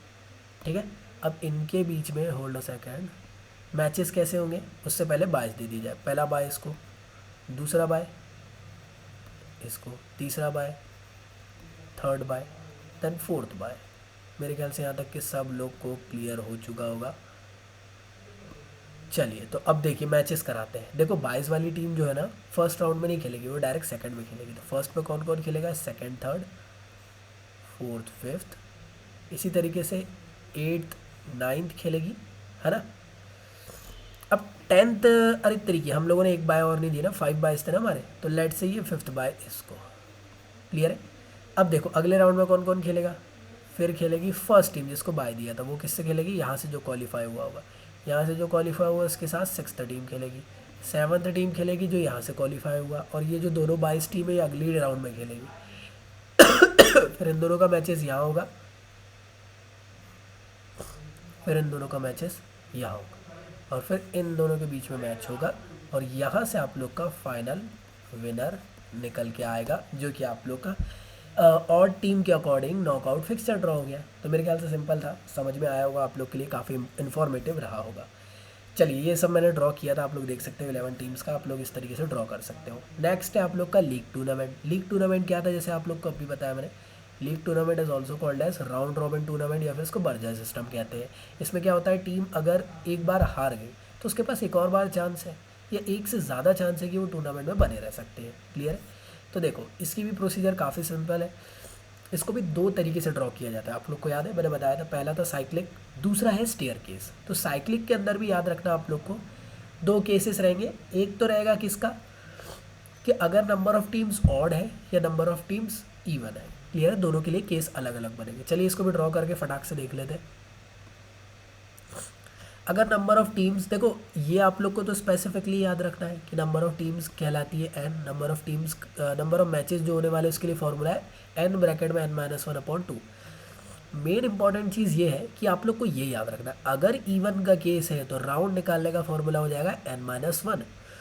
अगर टीम्स ऑड है तो जो राउंड निकालने का फॉर्मूला हो जाएगा that is the small capital n। Clear, simple n, यहाँ n-1 था। क्लियर है। चलिए तो एक काम करते हैं, पहले हम लोग केस ले लेते हैं किसका, पहले हम लोग ले लेते हैं 6 टीम का केस, ठीक है। एक काम करते हैं, यहाँ पे बना बनाया, हम लोग इसी को देख लेते हैं। देखो पहले हम लोगों ने 6 टीम्स ले लिए, दैट मीन्स हम लोग को पहले इवन वाला केस चेक कर रहे हैं। Number of team 6, number of matches कितने हो जाएंगे 6, 6 - 1 मतलब 5, 5 टू द 30, 30 - 2, 15 मैचेस होने वाले हैं इनके बीच में। अब याद रखो इवन टीम है तो कौन सा फॉर्मूला लगेगा राउंड के लिए, n-1। तो यहाँ से क्या हो गया n-1, तो 6 - 1 दैट इज 5, 5 राउंड्स आप लोग के होंगे, first, second, third, fourth, fifth, इस तरीके से। क्लियर है। अब ये याद रखना ये बनता कैसा है, क्लियर है। एक समझाता हूँ आप लोग को, बाकी समझ में आ जाएगा। देखो आप लोग को क्या करना है, 6 टीम्स हैं, पहले आप लोग ना इस तरह से बना लो, 1 2 3 4 5 6, और इस तरीके से साइकिल बनाओ कि नीचे जाके ऊपर आना है। और याद रखना ये जो फर्स्ट टीम है ना, फर्स्ट नंबर पे जो है इसको फिक्स कर दो। फिक्स मतलब कि ये कहीं हिलेगी नहीं, और बाकी सब साइकिलिंग घूमने वाली है। क्लियर है। देखो फर्स्ट राउंड में क्या हुआ, 6th और फर्स्ट का मैच, 5th और सेकंड का मैच, 4th और 5th का मैच। अब देखो क्या होगा, सेकंड राउंड में ना शफल हो जाएगा। Shuffle in the sense, hold a second, 6 आ जाएगा सेकंड की जगह, सेकंड आ जाएगा थर्ड की जगह, थर्ड आ जाएगा फोर्थ की जगह, फोर्थ आ जाएगा फिफ्थ की जगह, फिफ्थ आ जाएगा सिक्स्थ की जगह। देखो 6th, second, third, fourth, fifth. अगले में क्या होगा, फिर रिशफलिंग, फिफ्थ आ जाएगा सिक्स्थ की जगह, सिक्स्थ आ जाएगा सेकंड की जगह, सेकंड थर्ड की जगह, फोर्थ फिफ्थ। इस तरीके से पूरा साइक्लिंग होते जाएगा। और देखो ये लास्ट केस इस तरीके से आ जाएगा कि यहाँ थर्ड, फोर्थ, फिफ्थ, सिक्स और सेकंड। अब सोचो इसको अगर मैं घुमा दूँ तो क्या होगा, इसको मैं घुमा दूँ, फर्स्ट यहीं के यहीं fix, third, fourth, fifth, sixth, second. अगर मैं इसको घुमा दूँ और यहाँ सेकंड लिख दूँ तो ये पूरा का पूरा फर्स्ट केस बन गया ना। दैट मीन्स ये सफिशिएंट है। दैट मीन इन सब के बीच में मैचेस ऐसे हो रहे हैं, समझ लो। हर राउंड में आप लोग को कितनी टीम्स दिख रही है, 6 टीम्स, इनके बीच में मैचेस ऐसे हो रहे हैं। तो मतलब 3 मैचेस हो रहे हैं ईच राउंड में। तो ये था लीग टूर्नामेंट साइक्लिंग मेथड के फॉर्म में, वो भी इवन टीम्स के लिए। अब हम लोग देख लेते हैं, थोड़ा सा जुकाम हो गया है मुझे, इसलिए मैं उतना अच्छे से नहीं बोल पा रहा हूँ शायद आप लोग को। नेक्स्ट है आप लोग का ऑड टीम्स के लिए किस तरीके से हम लोग ड्रॉ करते हैं। तो ऑड टीम्स कितनी ले ली हम लोगों ने, एग्जांपल के तौर पे 5, फार्मूला लगाए और यहाँ से टोटल नंबर ऑफ मैचेस निकाले, कितने आए 10। ऑड के लिए फार्मूला क्या आता है, एन मतलब कि जो एन की वैल्यू 5। अगर इवन रहता तो कितना रहता है, n-1, है ना। अब देखो यहाँ पे क्या है, यहाँ पे ना आप लोग को जो ड्रॉ कर रहे हो ना मेथड, उसमें से बाय लिखना है। ये बाय खेल नहीं रहा है किसी के साथ, ये सिर्फ इसलिए है कि देखो इरेगुलरिटी हो जाता है ना, नहीं तो जैसे फर्स्ट इसको अगर इसको अब फिक्स कर देते हैं, सेकंड, थर्ड, फोर्थ, फिफ्थ, ये जगह तो वैकेंट हो जाती है ना। अब ये मत बोलना कि यहाँ इलेक्ट्रॉन आके आ जाएगा, है ना। क्लियर है। तो हम लोग क्या करते हैं, सबसे पहले ना सिंपली बाय लिखते हैं, फिर first, second, third, fourth, fifth, फिर बाकी सब कुछ same to same cyclic form में घूमेगा। मतलब बाय फिक्स है। Bye in the sense bye के सामने वाली जो टीम रहेगी ना वो उस दिन रेस्ट करेगी, समझ लो। समझे, जैसे फिफ्थ यहाँ पे अभी नहीं खेल रही है, 2 मैचेस हो रहे हैं बस, किसके बीच में, फोर्थ और फर्स्ट के बीच में, थर्ड और सेकंड के बीच में। इस तरीके से थर्ड और फिफ्थ के बीच में, सेकंड और फर्स्ट के बीच में, सेकंड, फोर्थ, फर्स्ट, फिफ्थ, इन सब के बीच में इस तरीके से मैचेस हो रहे हैं। क्लियर हुआ यहाँ तक कि सब लोग को। गिन भी सकते हो, 5 राउंड्स है आप लोग के पास। 5 राउंड्स में कितने मैचेस हो रहे हैं, हर राउंड के अंदर 2 मैचेस, तो 5 2 10, 10 मैचेस हो रहे हैं। यहाँ से हम लोग का क्रॉस चेक भी हो गया। चलिए नेक्स्ट बढ़ते हैं। नेक्स्ट है हमारा स्टेयर केस मेथड। काफ़ी इजी है। अगर आप लोग एग्जाम में साइक्लिक और स्टेयर केस ऐसा कुछ शो नहीं किया, बस ये बोला है कि लीग टूर्नामेंट के थ्रू सॉल्व करके दिखाओ, स्टेयर केस के थ्रू सॉल्व कर देना ज़्यादा बेस्ट रहेगा, सिंपल वे में कंप्लीट हो जाएगा। स्टेयर केस याद रखना यहाँ पे इवन ऑड का फंडा ही नहीं है, ये दोनों के लिए अप्लीकेबल है और बहुत सिंपल है। सबसे पहले तो नंबर ऑफ टीम्स कितनी होती है, लेट से 5 है। नंबर ऑफ मैच फार्मूला भी same to same. Number of round का यहाँ फार्मूला है n-1। क्लियर हुआ। आप लोग को करना कैसे, देखो फर्स्ट टीम, देखो 5 टीम्स है, 5 टीम्स के लिए बना के दिखा रहा हूँ। फर्स्ट टीम पहले सेकंड के साथ मैच खेलेगी, फर्स्ट थर्ड के साथ, फर्स्ट फोर्थ के साथ, फर्स्ट फिफ्थ के साथ। क्लियर हुआ। सभी मैच मतलब फर्स्ट टीम ने सभी के साथ मैच खेल ली। अब देखो सेकंड टीम खेलेगी, क्या सेकंड फर्स्ट के साथ खेलेगी, नहीं वो तो खेल चुकी है, तो सेकंड थर्ड के साथ रह गया, सेकंड का फोर्थ के साथ रह गया, सेकंड का फिफ्थ के साथ रह गया। अब थर्ड क्या फर्स्ट के साथ थर्ड सेकंड हो चुका है, देखो ना, थर्ड फर्स्ट थर्ड सेकंड हो चुका है। थर्ड फोर्थ के साथ खेलेगी, थर्ड फिफ्थ के साथ। अब फर्स्ट के साथ खेल चुकी है, फोर्थ सेकंड के साथ खेल चुकी है, फोर्थ थर्ड के साथ खेल चुकी है, तो किसके साथ बचा हुआ है? फोर्थ फिफ्थ के साथ। अब कई लोग सोचते होंगे कि फिफ्थ का भी बनना चाहिए, देखा जाए तो फिफ्थ का फर्स्ट, फिफ्थ का सेकंड, फिफ्थ का थर्ड, फिफ्थ का फोर्थ, फिफ्थ सबके साथ खेल चुकी है, उसके लिए कोई अलग से बनाने की ज़रूरत नहीं। तो इस तरीके से आप लोग का स्टेयर केस देखो, क्या ये सीढ़ियों की तरह दिख रहा है? कुछ इस तरीके का आपका बन जाएगा। किसी का भी केस हो कोई इशू नहीं है, आप लोग बना सकते हो। मेरे ख्याल से ये सब आप लोग को समझ में आ गया होगा। यहाँ से आप लोग को एक चीज़ काफ़ी इंपॉर्टेंट समझानी है मुझे कि सीडिंग क्या होती है और स्पेशल सीडिंग क्या होती है। तो सीडिंग क्या है? सीडिंग समझने की कोशिश करो, ये भी बाय की तरह ही है। आप लोग को ना अलग से डायरेक्टली सेकंड राउंड में खेलने का मौका मिल जाता है। तो सीडिंग में क्या है कि जो अच्छी अच्छी टीम्स है ना, देखो आप लोग समझने की कोशिश करो कि इंडिया वर्सेस आयरलैंड का मैच हो रहा है और ऑस्ट्रेलिया वर्सेस नेपाल का मैच हो रहा है। तो यहाँ से गलती से अगर नेपाल जीत गई, यहाँ से अगर नेपाल जीत गई, यहाँ से इंडिया जीत गए, तो ऑब्वियस सी बात है कि इंडिया नेपाल को हरा ही देगी। एक टूर्नामेंट में मज़ा बना रहे, मतलब कि मज़ा बरकरार रहे खेलने के लिए और पूरा का पूरा इवेंट भी बरकरार रहे, तो उसके लिए हम लोग क्या करते हैं? सीडिंग प्रोवाइड करते हैं। सीडिंग क्या होती है? सीडिंग एक ऐसा प्रिविलेज है जिसमें कि जो अच्छी टीम्स है उनको हम लोग नेक्स्ट राउंड खेलने का मौका देते हैं, जिससे कि वो लोग अच्छे वे में परफॉर्मेंस दे सके नेक्स्ट राउंड में और एक पूरा का पूरा इवेंट का मज़ा रह सके, ठीक है ना। तो ये सीडेड किया जाता है पहले से, क्लियर है। स्पेशल सीडिंग क्या है? स्पेशल सीडिंग एक कुछ ज़्यादा ही स्पेशल प्रिविलेज है। इसमें क्या होता है? डायरेक्टली आप क्वार्टर फाइनल में खेलो। आप कहाँ लगाए, आपका हमारा पहले से ही रिश्ते नाते, तो बोले डायरेक्ट खेलेंगे। तो इस तरीके का प्रिविलेज रहता है, ठीक है। तो सीडिंग में क्या होता है? नेक्स्ट राउंड में खेलना, मतलब सेकंड राउंड में। और स्पेशल सीडिंग में मतलब कि डायरेक्ट क्वार्टर फाइनल या फिर सेमीफाइनल में खेलना, क्लियर है। और उसमें ज़्यादा टाइम वेट करने की ज़रूरत नहीं है। जब आपका क्वार्टर फाइनल आएगा, आपको तो मालूम है आप लोग क्वार्टर फाइनल में पहले से ही हो, क्लियर है। अब देखो काफ़ी इंपॉर्टेंट है, ये वाला पोर्शन आप लोग का रिमूव हो चुका है, ठीक है। ये रिमूव हो चुका है पूरा का पूरा, आप लोग को इसको नहीं पढ़ना है ना। जबरन प्लीज़ इसको मत आप लोग पढ़ लेना, ठीक है। ये रिमूव हो चुका है। इंट्राम्यूरल एक्स्ट्राम्यूरल, याद होगा आप लोगों को। इंट्राम्यूरल मतलब ऐसी एक्टिविटी जो ग्राउंड के अंदर होती है, मतलब आप लोग के इंस्टीट्यूट मतलब स्कूल के अंदर, स्कूल के स्पोर्ट्स इवेंट वगैरह जो होते हैं वो सब, उनके सिग्निफिकेंट ये सब ज़रूरत ही नहीं है। ऑब्जेक्टिव वगैरह पढ़ना ही नहीं है जब है ही नहीं। एक्स्ट्राम्यूरल भी आप लोग का कोर्स हट चुका है, रिमूव हो चुका है नए सिलेबस में, तो इसको मत पढ़िएगा, है ना। एक्स्ट्राम्यूरल क्या मतलब कि वो इंटर स्कूल चैम्पियनशिप, स्कूल से बाहर भी आप लोग एक्टिविटीज़ परफॉर्म कर सकते हो। इन सब के सिग्निफिकेंट पढ़ने की भी ज़रूरत नहीं है। स्पेसिफिक स्पोर्ट्स प्रोग्राम की भी ज़रूरत नहीं है, ठीक है ना, जो अलग अलग होते हैं। जैसे स्पोर्ट्स डे आपके हर स्कूल में होते होंगे। हेल्थ रन मतलब कि अवेयरनेस के लिए दौड़ लगाई जा रही है, ठीक है ना, कि आप हेल्दी रहो। रन फॉर फन, वो भी उनका भी कोई ना कोई एक मोटो। देखो हर चीज़ है जो रन फन ये दिख रहे हैं ना, जो भी दौड़ हो रही है, मैराथन होती है, इन सबका एक अवेयरनेस होता है कि यार एड्स के लिए रन हो रही है, या फिर इबोला के लिए रन हो रही है, या फिर कोरोना के लिए तो नहीं होगी, वैसे ही जमा हो जाएंगे लोग तो और परेशानी हो जाएगी, क्लियर। यूनिटी के लिए रन, इस तरीके की स्पेसिफिक रन थी। वैसे ये आप लोग के कोर्स से हट चुका है, तो इसलिए आप लोग को अब इसको पढ़ने की ज़रूरत नहीं है। और चलिए ठीक है फिर, थैंक यू सो मच। आप लोग के साथ बड़ा मज़ा आया आज की क्लास में। अगर आप लोग चाहते हो अनअकैडमी मेरे साथ ज्वाइन होना, बिल्कुल आप लोग ज्वाइन हो सकते हो। मैं आप लोग को फिज़िक्स एंड फिज़िकल एजुकेशन आप लोग को पढ़ाता हूँ क्लास 12th के लिए। तो बिल्कुल आप लोग मेरे साथ ज्वाइन हो सकते हो। आज मेरी थोड़ी सी तबीयत ख़राब थी, तो हो सकता है आप लोग को बोर लगा हो लेक्चर्स के लिए, मैं माफ़ी चाहता हूँ। नेक्स्ट टाइम मैं फुल ऑन जोश के साथ आऊँगा और आप लोग के लिए और बेस्ट कंटेंट प्रोवाइड करूँगा। तो थैंक यू सो मच। आप लोग अगर चाहते हो अनअकैडमी में ज्वाइन करना, तो मेरा कोड ZQ लाइव यूज़ करना बिल्कुल ना भूलें, जिससे कि आप लोग को 10% का इंस्टेंट डिस्काउंट मिल जाएगा और आप अपनी टॉप नॉच प्रिपरेशन कर सकते हैं। और काफ़ी सारे वेरियस बैचेस आप लोग के लिए अपकमिंग आ रहे हैं अनअकैडमी में। एक बार ज़रूर अनअकैडमी के ऐप पे चेकआउट करें, जिससे कि आप लोग के लिए आपकी जो कम समय बचा उस टाइम में धांसू प्रिपरेशन हो सके। चलिए ठीक है, मिलते हैं हम लोग नेक्स्ट वीडियो में। जब तक के लिए गुड बाय, पढ़ाई करते रहो, सदा सेक्सी रहो मेरे स्टूडेंट, मेरी जान। Bye bye.